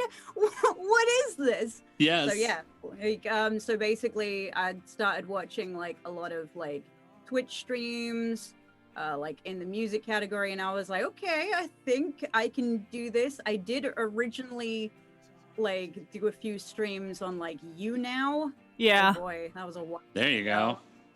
Yeah, so basically I was like, okay, I've kind of got it figured out. It's fine. And then 2.5 years later, boom, Hammy's still here. So I want to talk about the being on the street a little bit. So I don't know that we've ever had anybody that's on the show that's talked about busking yet. Yeah. I think you might be the first person that's here that's talked about it. So how did that start for you? And was it a necessity thing? You're just bored? Was it necessity? Was it fun? Did you play with other people? Like, tell us about how that worked. Okay, so we're gonna drop straight into the tragicness. Yes. No, so basically. Yes, do it. Yes, Get real. It's more Music tragic. Exposed. Tragedy! Baby, you're the tragedy that you never see. So basically, like when I was like, I think it was like a week from my 16th birthday, I found myself kind of living on the streets. Oh. And Oh well. Yeah. Shit got real, chat. Shit just Yeah, got real. shit gets real here. Like, tell us about that, please. quickly, How? very Why? I mean, Okay, so if you want to, obviously. basically, no, that's fine. Well, basically, there was like a number of disagreements at home, and I couldn't go anywhere else, and everything. So basically, I just kind of like packed my bags and left because I had to kind of get out of there. And then I came across like this busker, and I was like, oh, if only, like, because like usually you have to get licenses for this stuff. Yeah. And he was like, did you know that because where I live is like it's a creative city. Okay. Mm-hmm. So busking is like completely non-licensed. So I was like, well, I'm gonna jump on this horse before someone beats it. Yeah. And I couldn't actually play an instrument at that point. So I literally just used to stand on the side, and I was like, well, the only thing that people ever told me that I was good at was singing. So I literally just used to I used to like stand there and like do like old folk songs kind of thing, because I was like what? Give us an example of an old folk song that you would do. Oh god. No, because I could like things like What do you mean no? Can't answer no. I can't answer no. I can't. No. No, but things like oh my god, what was the thing I'm trying to think of? Well, maybe just Literally, sing a little my bit mind's of just it. gone blank. Underslop is like, did you ever do the parting glass? No, never did No. the parting glass, unless Okay. it was involving drinking. Then maybe. Like, but no, like yeah. So it was like folk songs. Like I really, for some reason, I want to say Mumford & Sons, but it wasn't. It was Fairport Convention, and like Maddie Groves and things like that, and a bit of Tom Waits, and people were just like, it was probably pity money more than she's actually any good. But oh, stop it. No, but like. No, but then right. So this is where the story kind of takes a turn. So there was this guy that kind of turned up one day, and like I was just singing things, and he was like, "Oh, you know, come back tomorrow, and I have a gift for you." And I know what the internet's thinking. Yes. Oh, he's got a gift for you, has he? No, but it was like it's one of my. He basically like. I turned up and I like didn't know what to expect, and he handed me this fucking pristine ukulele. Oh, And it wow. was like, yeah, and it was like a huge like tenor ukulele and everything, and it was absolutely gorgeous. And like, and he was like, come round mine, like I'll put you up for a little bit, and I'll also teach you, so that you don't have to do this like just on your own, because you know you've got like kind of an okay voice and like kind of an okay voice. Well, to be honest, like back then, like my voice is not what it was today, because I like a lot of people say that like I have a freakishly loud voice when it comes to singing, and that's because I've had to compete with traffic and people of course, and all that shit. So yeah, like we went there, and you know. He was like my music mentor, I guess. Okay. And like I could only stay with him for like a few days, so like that ukulele was like my most fucking precious item in the world, and also hi Calvo. Nice. That's amazing, but though. That's so cool. And so were you actually able to kind of make a life based off of that, or find a place based off of what you were doing from that? So I was, again, still sticking with tragedy. So I didn't eventually find a place until I was like 19. Oh, wow. So okay. Wow. That was, so that was fun. But no, like I don't see it as like, wah, if you know what I mean. Sure, it's not of a course, wah of moment. course. It's like I have a cool story. What do you have? You know what I mean? Yeah, fucking noobs. What do you have? You and your stupid house? Yeah. Your houses are stupid, everyone. Yeah. If you have a house and you watch the stream, Wait, you're you have stupid. a car? Oh, stupid. Fucking what is that? Stupid Oh, people. pleb, what the hell? That's true. Exactly. What is your story? I bought a Assholes. car the other day. Boring. Boo. I have a job. Boo.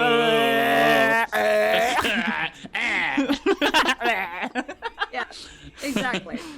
Yeah, Yeah, it that's was all basically that. it. Yeah. Crazy stuff. Oh. All right, So, Sarah, your question. But okay, and I don't even.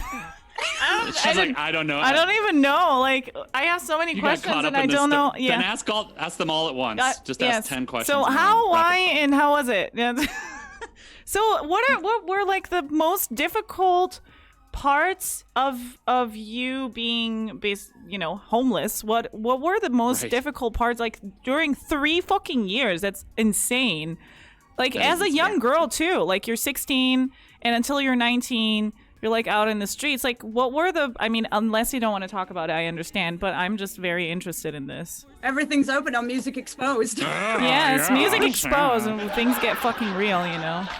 It's true. It's true. We talked about addiction here and all of those things, so Yeah, eventually Tragedies. homelessness was eventually going to come up. So, no, so like, I think the Okay, so the most difficult things, weirdly enough, I had like no trouble like on the streets. Obviously we had a few like iffy instances Sure. with like people trying to openly like take advantage, but like it was a situation where you can easily walk away, if you know what I mean. So like but then like when it came to like getting a place to stay was fairly easy as a whammon. Like, not gonna lie. As a whammon. It was, as a whammon. Like, so, like, there was a lot of parties that I kind of turned up at with my ukulele, and then was just kind of like, I'll play songs if I can stay on your couch. Yeah. Oh, like, yeah. Cool. Nice. Yes. So, yeah, like, a lot of wangling, all of that. But then there were, like, other nights when, like, you wouldn't be able to find a place, and then that was also a nightmare. I kind of had, like, a little spot that I'm still very proud of that I found. So like there's like someone's gonna be like, oh my god, like poor person. But no, don't look at it like that. Just look at it like an adventure, because that's how you have to look at it. You have to look like today's another adventure. Don't let depression get to you. Wow. It's fine, and you're gonna do this. Yeah. So like there was like this park that like I found, and basically it had like this huge high ridge, and there was like a dip at the bottom. So like basically I would like go up there and like set up like a little camp, and like it was like just outside of the city limits so that you could start fires and shit. And like actually that brought a number of people as well. So like there'd be people that came back to this little camp, and we'd have like instruments and like everything, and it was really fucking cool. Yeah. Like not promoting homelessness or anything. No, I get it. I get what you're saying though. Yeah. Did you ever have any like you said dicey incidents that you could walk away from? I did bring up it. Have you ever been in a fight? We talked about this earlier. And are you have you ever had to kick someone's ass? I have only ever when it was actually involving busking as well. I've only ever had to break up a fight.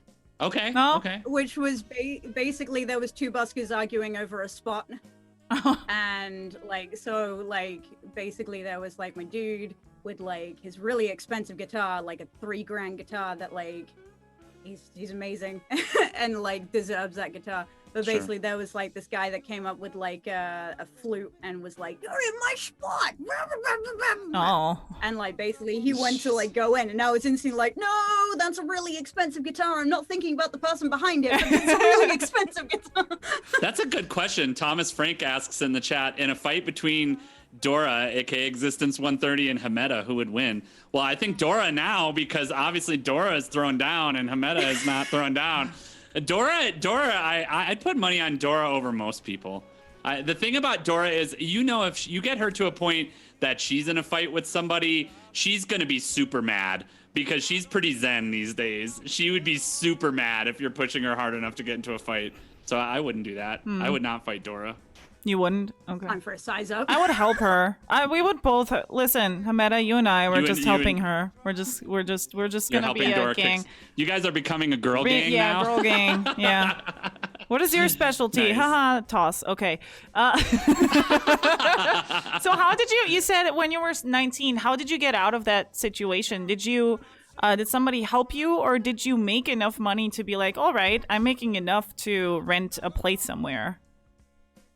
So basically I had to go through the YMCA, which eventually had a spot for me after, because they're just super full, and if anybody ever thinks about supporting any charity, it should be the YMCA, because they really need help. What is the YMCA for everyone who doesn't know? It's like the Young Men's Christian Association.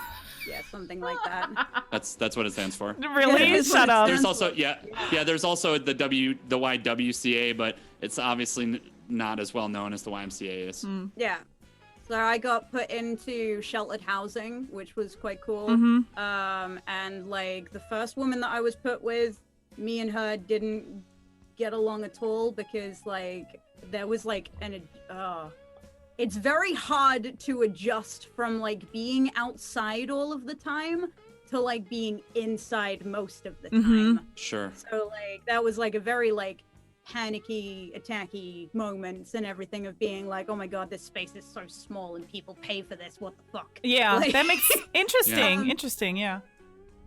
Yeah. So then basically, I got put with another guy who was like this big hippie guy, and like it was a match made in fucking heaven. Because he was like he went to like Renaissance fairs and did like book binding and stuff. So we jammed, and like he basically took me to a lot of like the music venues locally, and was just kind of like, get in there and do a thing. Yeah. Like that's what you need to do. So yeah, like yeah. And so when did life finally start to settle down after that for you? Was it when you finally found a place, or when did stuff kind of start to settle down a little bit?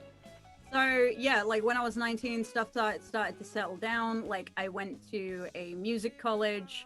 Oh, nice. Quit the music college later. But like yeah. I would have too, like, but you know. Yeah, it's just yeah, I know. Fucking academics it's and people music. teach, like, because we went to it was a college called Access to Music, and it was like and there was, because like Ed Sheeran went to, this is why I really hate Ed Sheeran, by the way.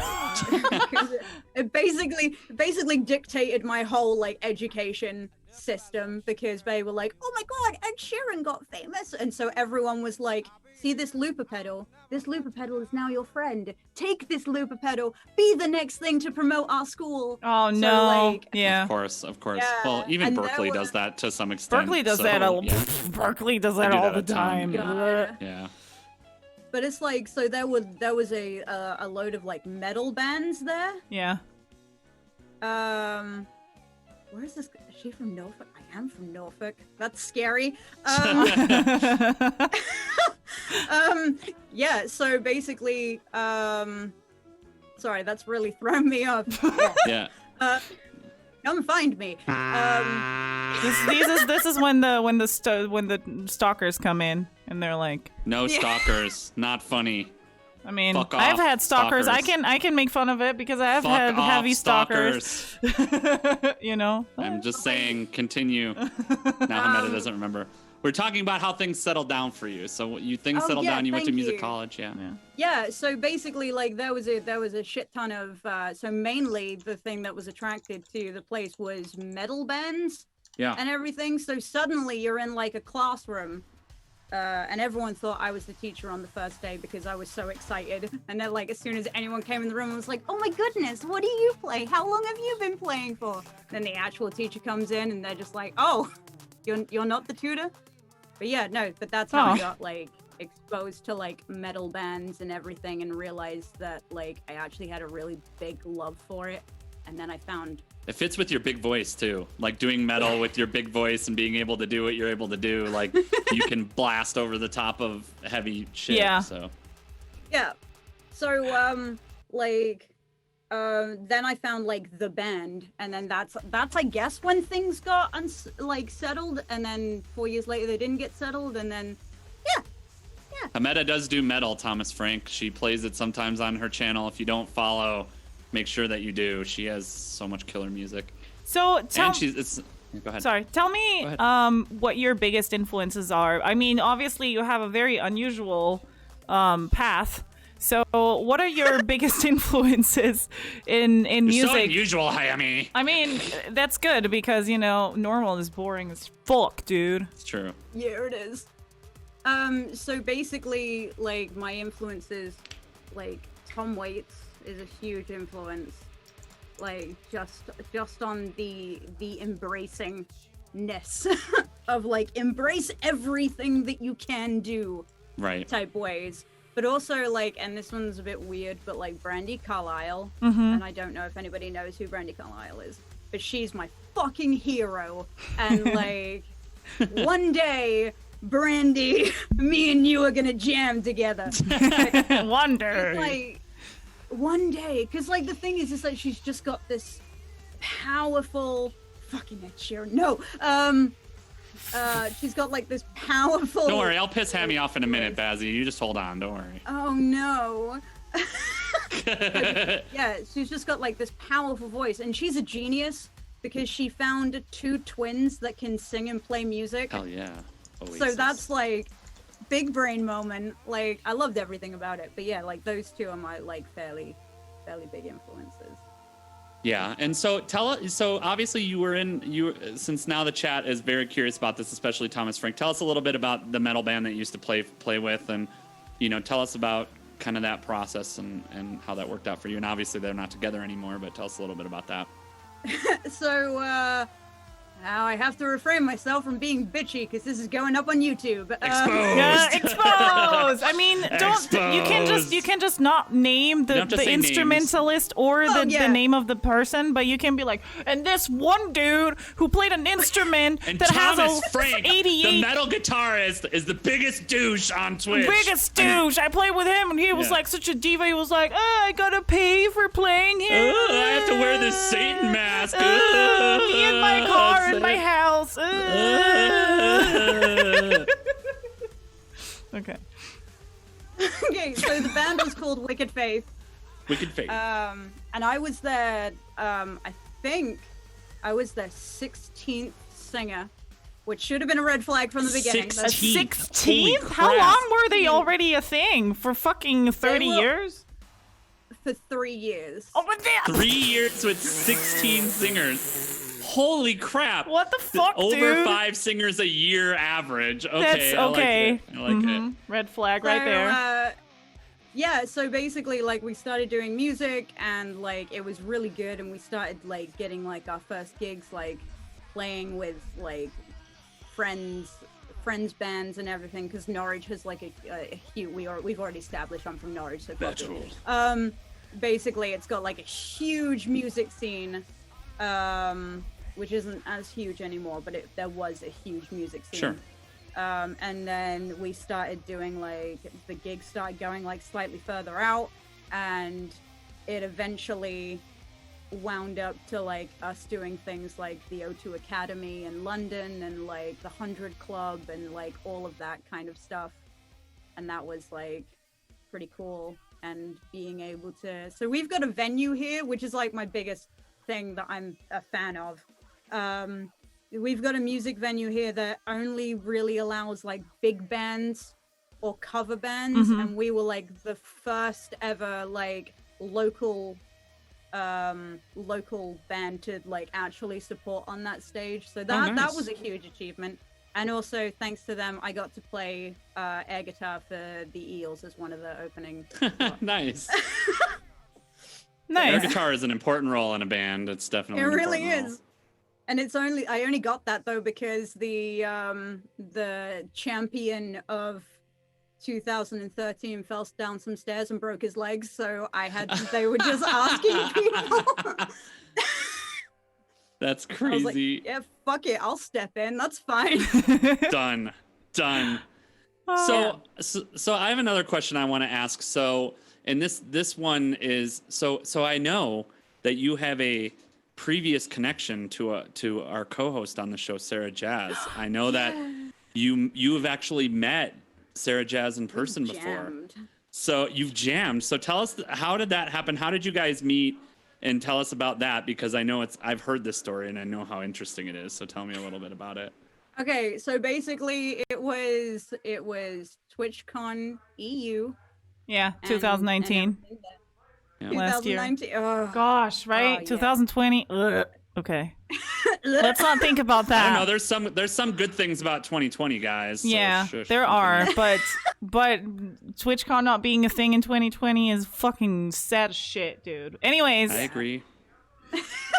So basically, like, there was like an after event that was hosted by some of the Twitch crew, and oh my god, did they show Twitch up, by the way. Like, oh my god, like that whole event, because I remember there was like a staff member there who was like, so how much did this cost you to put up? And they were like, I don't know, a little bit of effort and $1,000. And yeah, it wasn't much, but because I remember we all like gave a little bit, like everybody gave a little bit, so it's possible to happen, and it wasn't even much for everybody. Like, No. Yeah, Yeah. and it was Literally fuck all. Yeah. But like for anybody who doesn't know about the event, basically like a load of like Twitch streamers and mods and everything basically put all the money in a pool, and this is organized by Maxwell as well and like their crew. Yeah. And so basically they like hired out like a community center that had like a stage and everything. People brought gear and we just jammed like all night, and it was my first ever time going to TwitchCon. And like I had like Same. I think I had like 240 followers in the bag. I was feeling all big about myself. Yeah. Right. And so like I went to that event, and like basically I think the first song that we did was I Want to Be Like You, and like fucking Sarah just comes up with a sax, and I'm like, I know the song that needs to happen here. And yeah, and like literally it was just it's kind of magical playing with Sarah. She's such a fucking professional. Aww. Like you can just tell. Such a fucking professional. It's one of those things of like, you know, when you just like look at someone and they instantly like you can tell that they know exactly like what you're thinking. Like, you know, like you give someone a look and it's like, okay, you go. Yeah. And like Sarah's just on that like straight away. Aw, thank you. And yeah. So yeah, that was how we met. And then yeah, shit got crazy. I think someone saw the video that was going on and was like, this girl needs follows because she's only got like 200. And then I left that event with like 800. Oh, that's amazing. That's amazing. That's great. It was kind of crazy. Oh, wow. Like my phone was going nuts and I was in tears. Oh, I didn't even know that was so successful for you. Oh, that's amazing. Yeah, TwitchCon is actually like great that's exactly for people. what I was gonna ask. Did she drip spit all over you from her saxophone after that? Did she have saxophone pee all over you afterwards? 100%. I did think my shoe was a little bit wet, but I didn't want to say anything because maybe it was just my excitement, you know? You know, that's makes sense. Makes sense. Makes sense. Okay. Yes, hold on. 100,000%. Anyway, so Sarah, your question. Sorry, I'm still thinking about that. She's like, I don't even know what music is anymore. What even is music? I have another question. I do have a question. I have a question. Go. I mean, you know, you have been in touch with the real world, you know, obviously, and you're a very honest and just direct person. Did you ever have beef with streamers? I mean, without naming any names, but tell us if you had any like disagreements or some Twitter beef or Twitch beef or moments where you were like, oh, this person, what the fuck? Without naming names. Oh yeah. Like I won't be one of these people that say I get along with everybody. Okay. Yeah. Okay, good. Thank you for that. We appreciate the honesty. Yes. Same though. Like, obviously I won't name names, but there was like a section where like certain streamers have called me out about political stuff and like on Twitter and plastered it everywhere, and I've just been like, really? What was this political stuff? Did it start on Twitter or on Twitch or what was it was on Twitter, but basically like when it comes to like on Twitch, I don't really have beef with people until I see something like, I guess, not ethically. That's not what I mean. Basically, if I see like an attitude that I don't like, like so. Yes. Yeah. I'm so familiar with this phenomenon. We all are. Yeah. I have people that I do not like for that reason exactly. Yeah.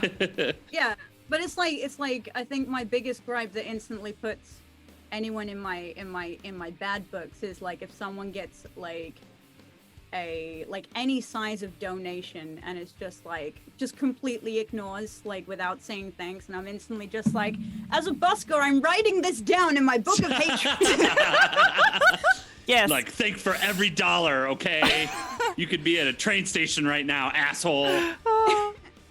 Yeah, because I think it just comes from the fact that as a busker, like, you don't see how much people put in the hat and everything. You just see that somebody took the time to put something in, and that deserves to be thanked. Obviously, like, I agree. I agree. Like, yeah. So you say you did you name any names on that Twitter post, or did you just say like, oh, don't do this? There was a whole argumental discussion about it. Nice, Hammy. Okay, well, great. This is why Hammy is my friend. Because I get it. I agree 100%. I'd be like, fuck that noise. Yeah. I don't care if people like me or not, and I know you are the same way, which is why we've always gotten along. Of like, so are there any? You don't like me? Fuck yourself. Are there like whatever. Bigger music streamers then that legit don't like you because of that? Then. I want to say that I'm not well known enough for people. Yeah. If I was like a tad bit bigger, then maybe I'd have like internet beef with people, and we'd be like Rolling Stones. Well, we have internet beef that we need to discuss in a second here because Hammy was my internet best friend before. We had talked about the application for that, but then the other day we had a really big disagreement because Hammy has a problem with Coldplay. Which I can understand that a lot of their radio friendly stuff.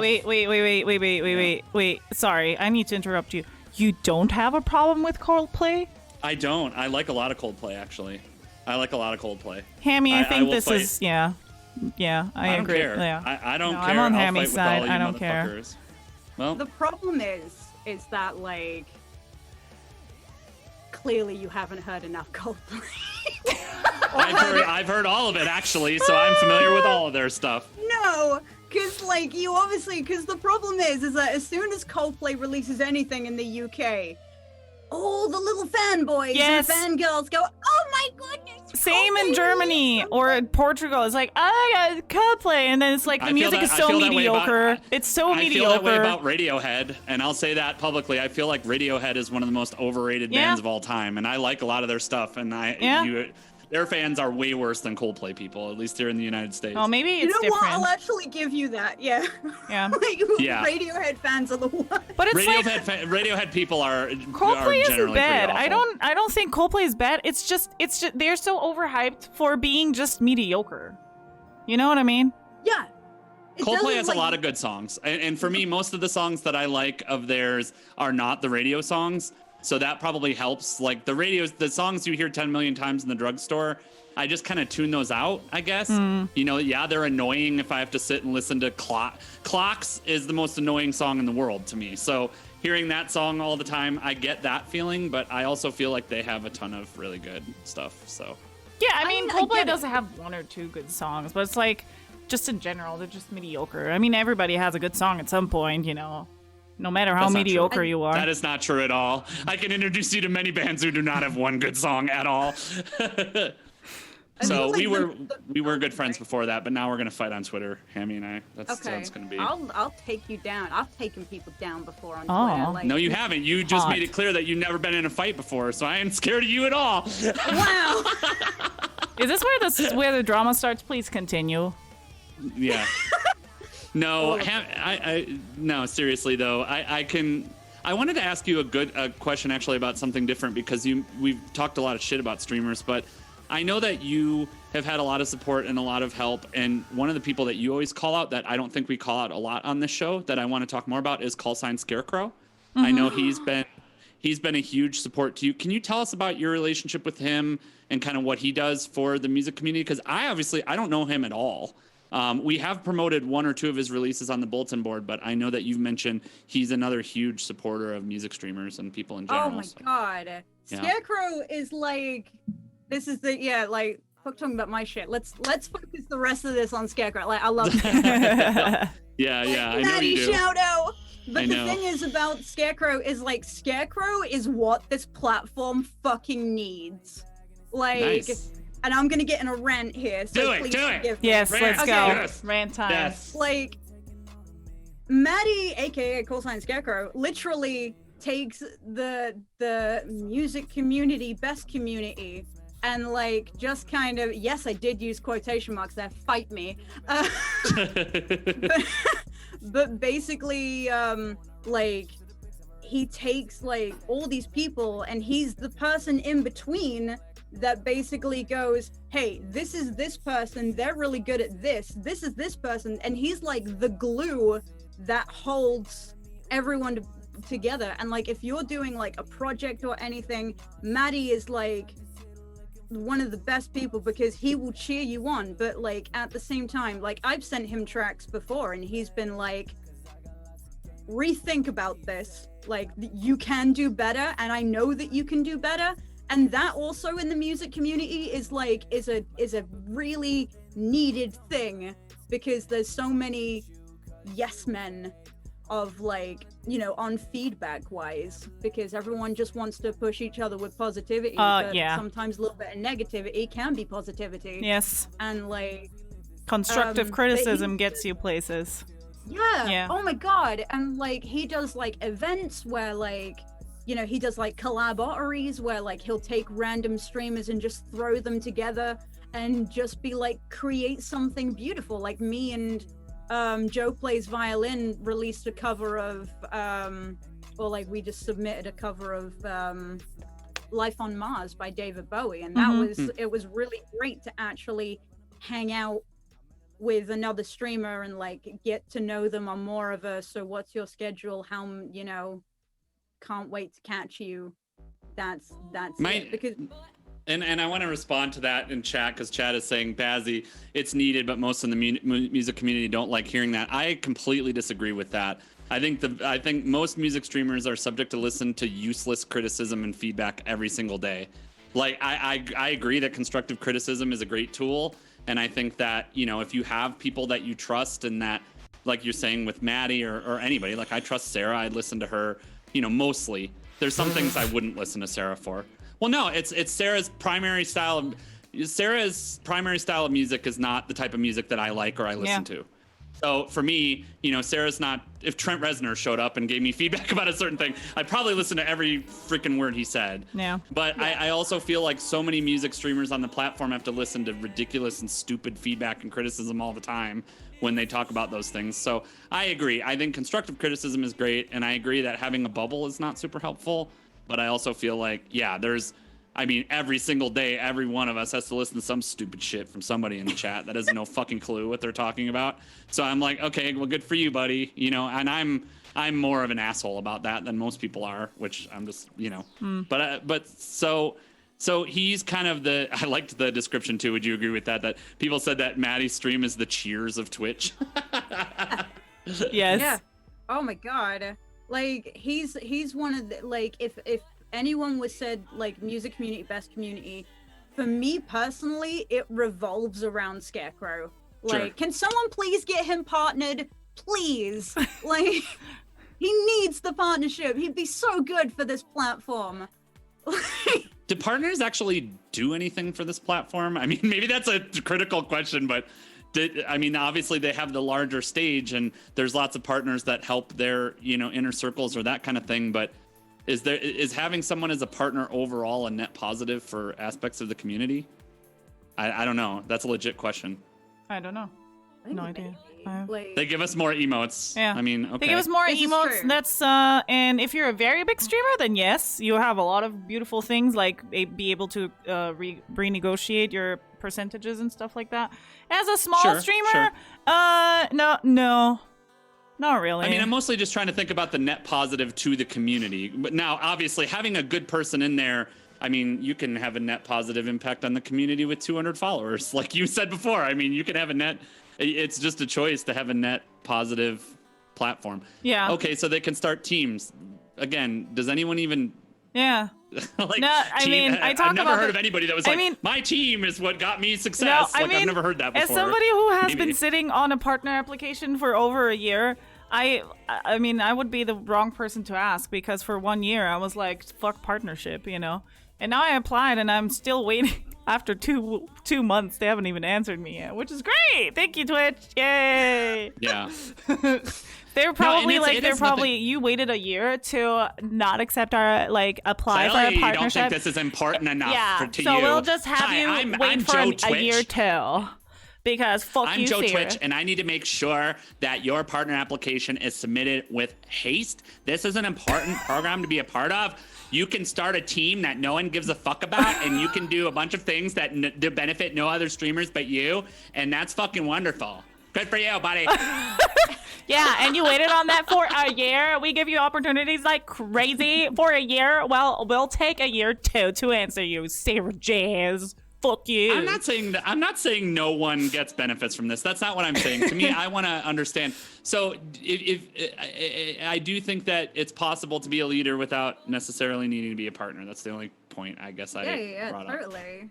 So we got to get him on the show too. I don't know him very well. Yeah, so I don't know him either. Somebody So that we need yeah. on the show. But Amy, help us out. Yeah. Help us get Okay. Scarecrow. help us out on the for show. the Scarecrow. But I also wanna. Oh yeah. So who are your? I mean, you already. Wait. Oh.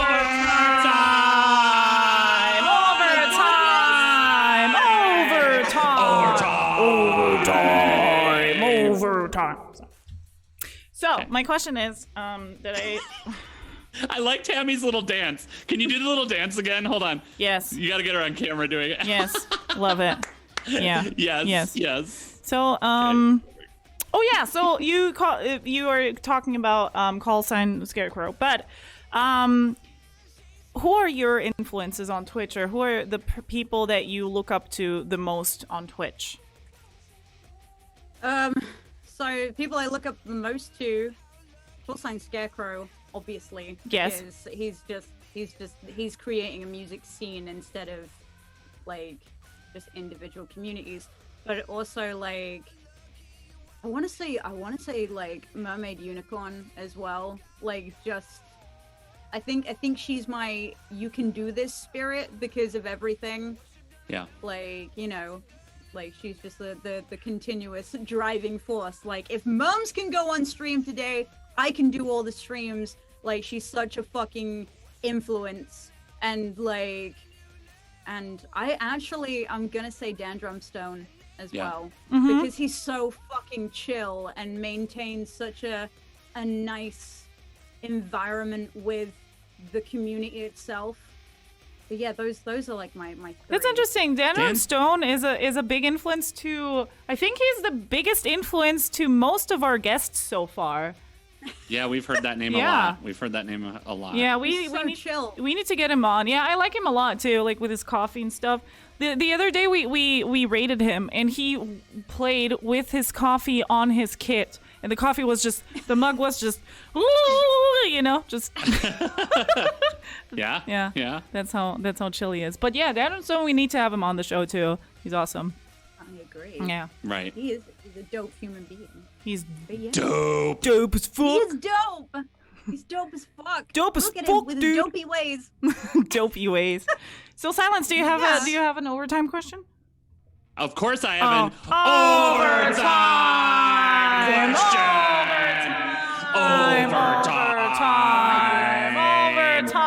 Overtime. Sorry. Oh so goodness. how do you stay fresh since you've been doing this a while and you've been She streaming showers, for quite a while probably? and you've been well, unlike you. Do you clean your instruments unlike Pig Jazz over there? But anyway, no, but how do you keep things fresh on your stream? You know, just being that you've been doing this a while, and it's something that we're going to actually do a dedicated stream about this in the next couple weeks.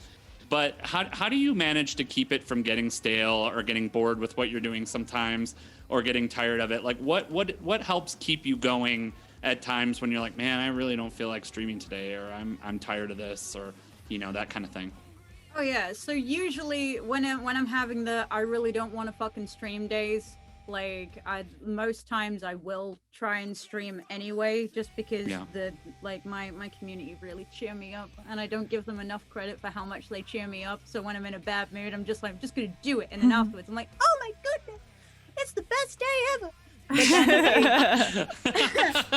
But I've started doing like production streams, like and that's been getting emotional as all hell. But like, you know, because I don't know. And also I've been asking my community to submit to me like Spotify playlists, so that I can find like new music that they like and that I like, and basically make the song list a bit more personal to them. But every stream's a little bit different because I tend to go down rabbit holes.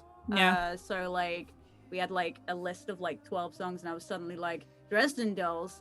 Oh, okay. Let's go down the Amanda Palmer route. Yeah. I played like five or six songs, and that was pretty fun. Do you have a preference between playing covers or originals? Like, do you prefer one or the other?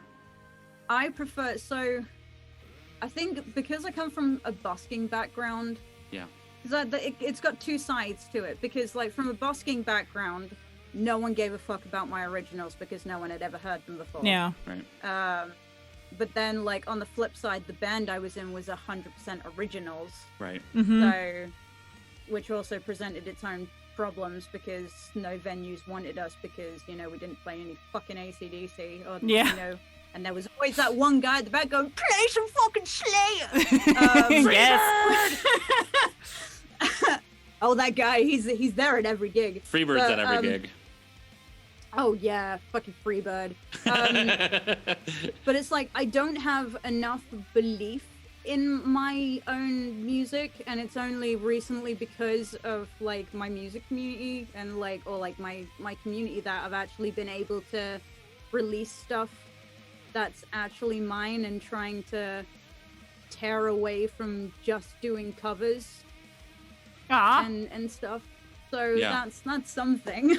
Oh, that's so sweet. That's amazing. Yeah, that's why you actually have been successful and earned 600 followers at a gig, because you have a positive attitude. Unlike me, who's just like, I don't fucking care what people want to hear. I'm gonna play what I want to play and fuck yourself. That's a very good attitude to have. Yeah. It's what keeps you as a 2-viewer Chuck. Yeah. You know, that's just how it is. You know? Keeps me being also a 50 viewer Chuck, and sometimes only. Yeah. When I put the titties First out, world problems. then it's 100 Oh my God, viewers. you have a house Chuck. and you have 50 viewers. You got 50 viewers 50 right now. and you're How do you complaining do- about that? Oh my God. Oh my God. What the fuck? You probably How even could own a you? car. What the hell is wrong Oh with my you? God, that's ridiculous. Your originals are dope. See? People love it, and that makes me so happy. I love originals. No. I love originals. Yeah. Yeah, but You love original. I do understand that I think we're all a little bit. I think Silence is the one who releases the most, obviously, because you know, and I am like that too. I'm like, ugh, this is good enough, and then I'll just go around and be like, this is not good enough for me, and I don't know if people even care, give a shit about my music. Probably not. Ugh, whatever. I mean, I didn't do music for. My solution to it was to quit music for 10 years. So great. my solution Nice. wasn't a good solution. It was just like, all right, I'm tired, and didn't play music for almost 10 years, and then came back, and of course had a lot of ideas and that kind of thing. So yeah. But I do Which is understand not a positive thing. Yeah. Kids, don't quit music. Don't quit music. I mean, unless you're Don't quit being music. forced by fucking parents to play an instrument you fucking hate, then yes, quit the fucking instrument and get That something seems very else. specific. It's a thing That's that some happens specific every trauma. day. Okay. Yeah. Yeah. Okay. So Yeah. There needs to be an advert about that shit. yeah. Yes. Public service announcement for parents. Yeah. Well, I'm in. Let's do it. do I have another overtime? Oh yeah. So overtime. Overtime.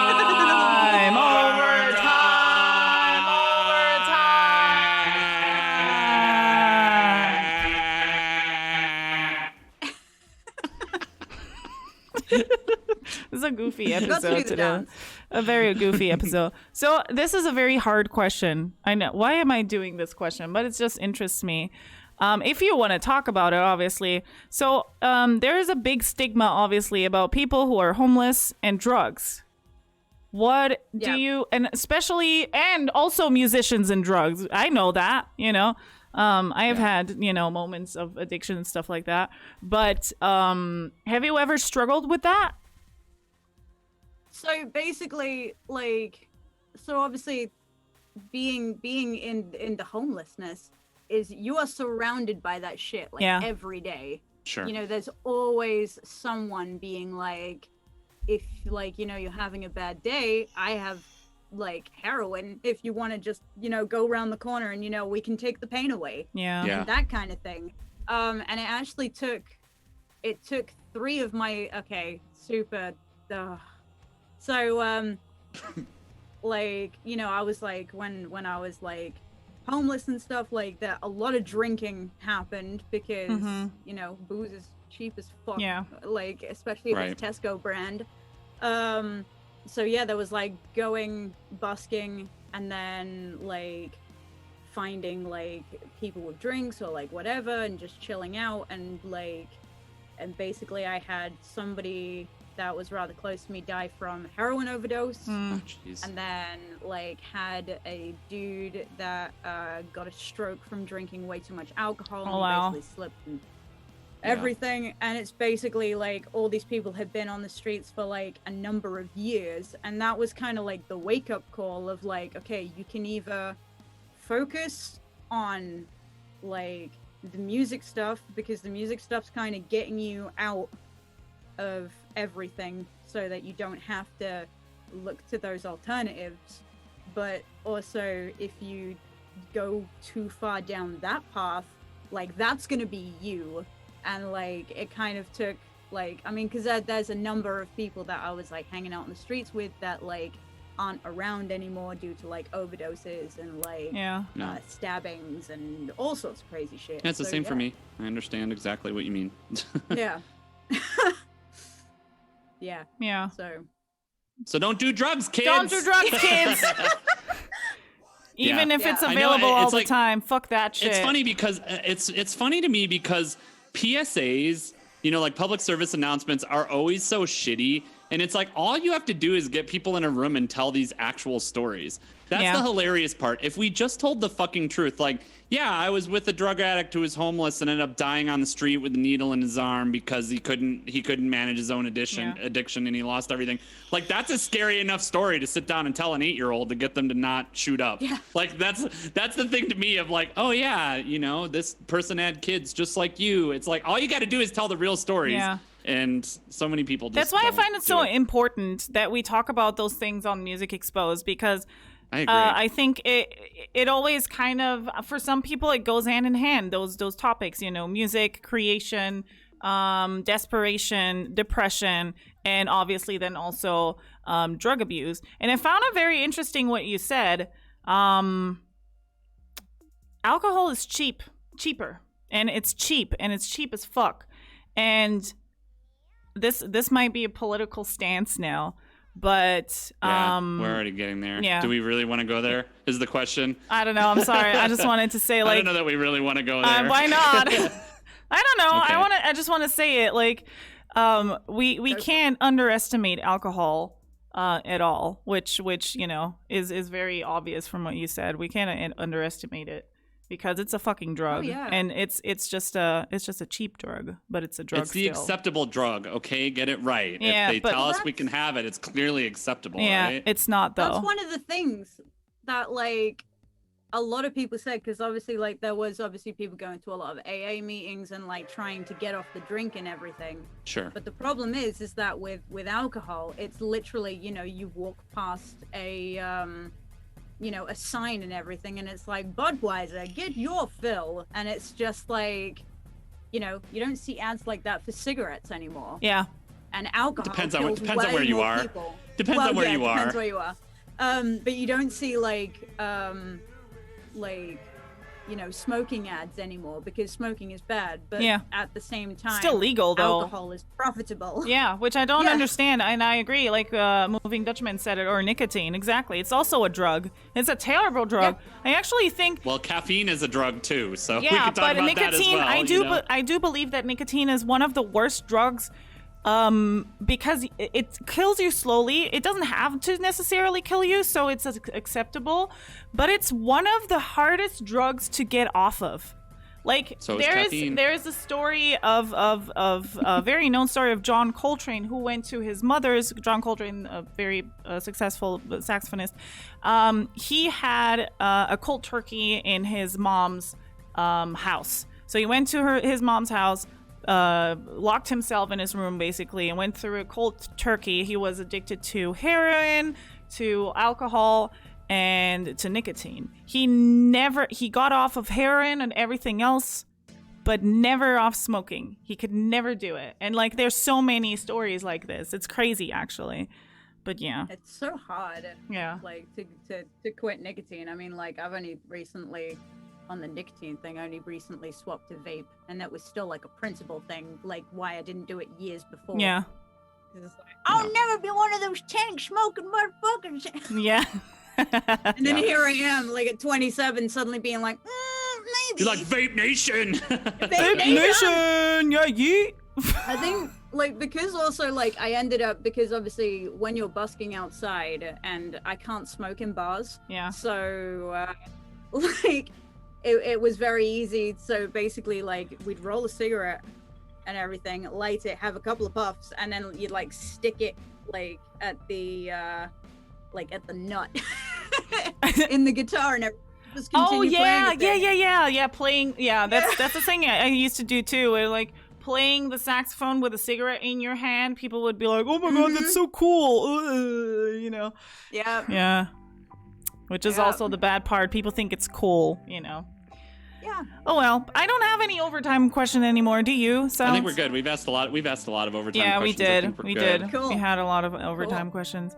Hammy, you're the best. I'm so glad that you did this. I've been waiting to have you on this forever. I'm glad that we were able to do it so suddenly and to get you on so quickly. And, you know, thank you again for stepping up. And we always need people. If you're a musician that's been kind of on the waiting list, we mentioned we have like a 200 plus person list of people that we intend to reach out to and that we need to schedule. But if you have not reached out to me to say that you want to be a fill-in guest, because I have a little list of people who have said, you know, I'm willing to be flexible. You know, Sarah has that too. So we have some people that if you know that you can be flexible at times that somebody cancels or we should contact you first, please let us know. We always try to give opportunities to the people in our existing roster first, and then we do that. And then we're going to be reaching out to a lot of you over the next couple of months. One of the things that we were struggling with scheduling, we've mentioned this on the show today before, but it's really important to say, is that we were out to a point where we were so far out as far as scheduling, most people would not give us a solid answer. When we were like 5 or 6 or 7 months out in the schedule, most people were not willing to give us an answer of whether they'd be able to schedule. So we're trying to get into this place of like 3 to 4 months, you know, where we have a solid base, but we can schedule people in so that we can get a lot of the larger streamers, for example, or even the partners can't do 7, 8 months out. Yeah. So we're trying to, part of the reason some of you have not heard of us yet is because, you know, that's the reason. I do want to speak to your point, Todd. We don't want to do 2 to 4 guests I don't per want show. that. Each show is it one takes person. away it takes it's away a focus on one person. It takes away the focus from the people that we actually want to promote.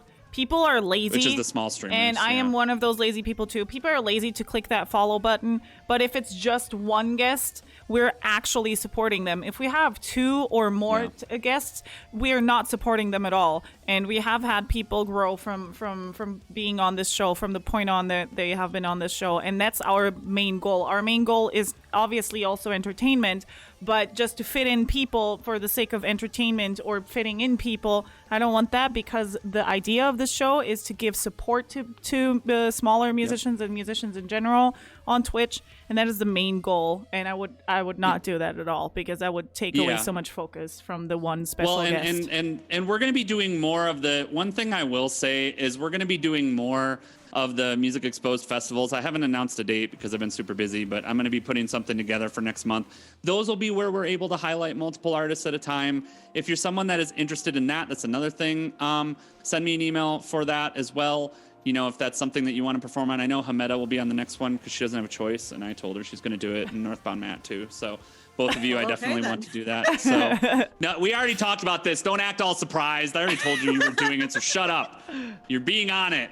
But yeah, I definitely want to continue doing those, and that'll be an opportunity for us to feature multiple artists at a time and do that kind of thing. And yeah, exactly.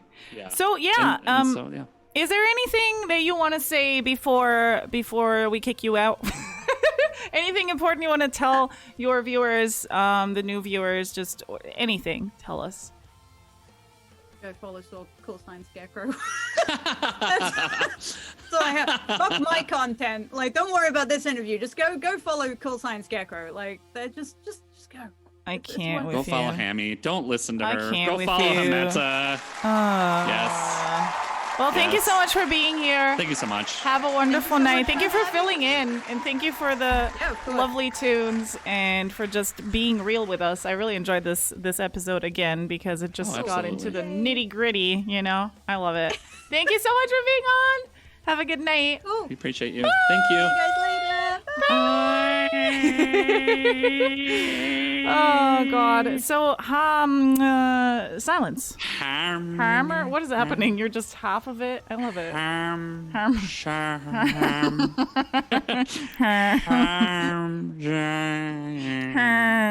So, and a lot of you watching this week, one thing I do want to say, a lot of you came in from that raid from Fantastic Plastics. Sarah mentioned it right away, but Fantastic Plastics are on the show next week, which I'm super stoked to have them. I'm just really grateful that you guys. Thank you so Thomas much, Frank, great that was show, good. and also Warrior, thank Sarah you. Jazz and the Silence We Noise. appreciate that. I know we forget to mention it sometimes, but we do split all the donations and everything that comes in for the show.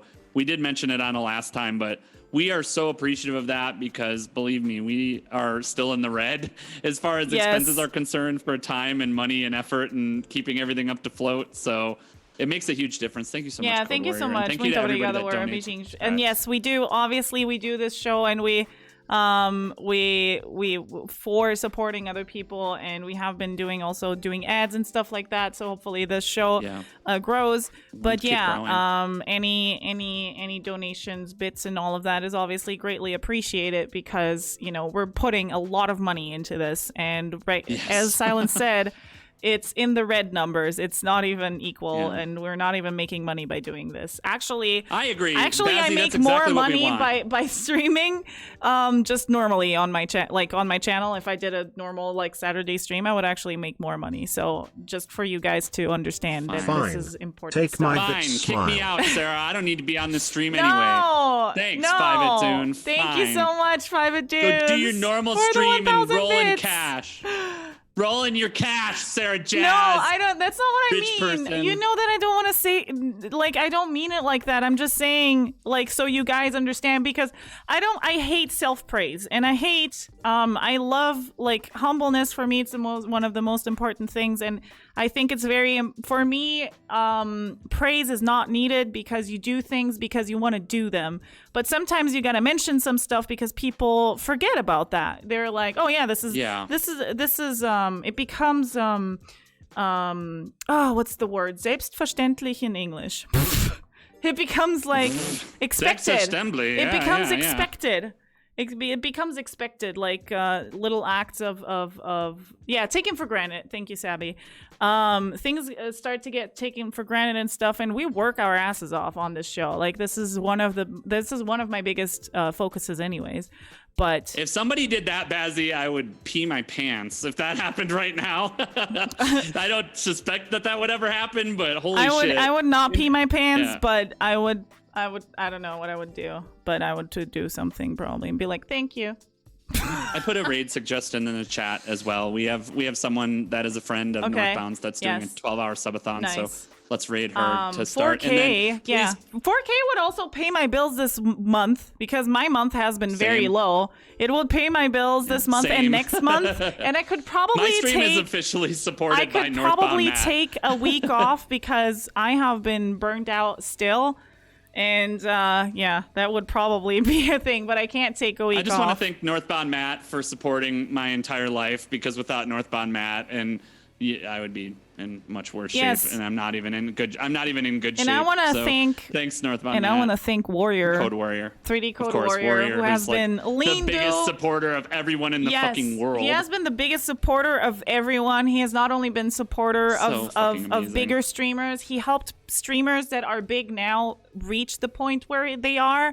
He has been supporting smaller streamers. He has been supporting me a lot. Without Warrior, we wouldn't be where we are right now. Legit. This wouldn't be the same stream if it wasn't for Warrior. Portanto, Warrior é lindo do caralho, tá bem? E vocês têm de perceber as coisas que ele faz.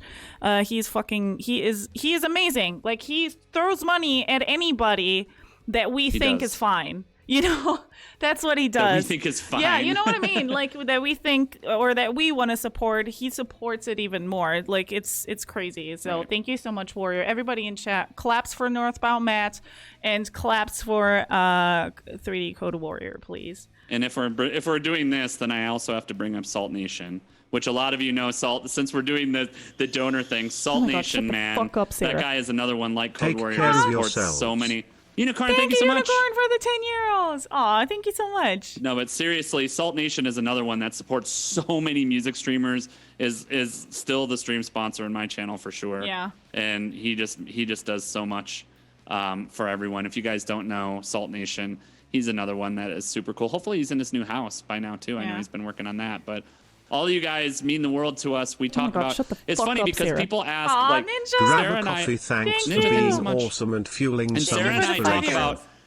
we talk about all these things offline. Like we talk all the time about how grateful we are for everyone who's so supportive of us. And if you can't support, like Ninja said this earlier, I really appreciate. Like it's okay if you're just hanging out and watching. Like it's not a demand. It's not a demand at all. It's just it really helps us. And obviously, you know, when we have bad months, we just can't put as much towards the show as we normally would for ads and things like that. So it just is what it is. You're in the red. Yeah, we're not saying this to fuck, and we never. I always say this all the time. I always say this.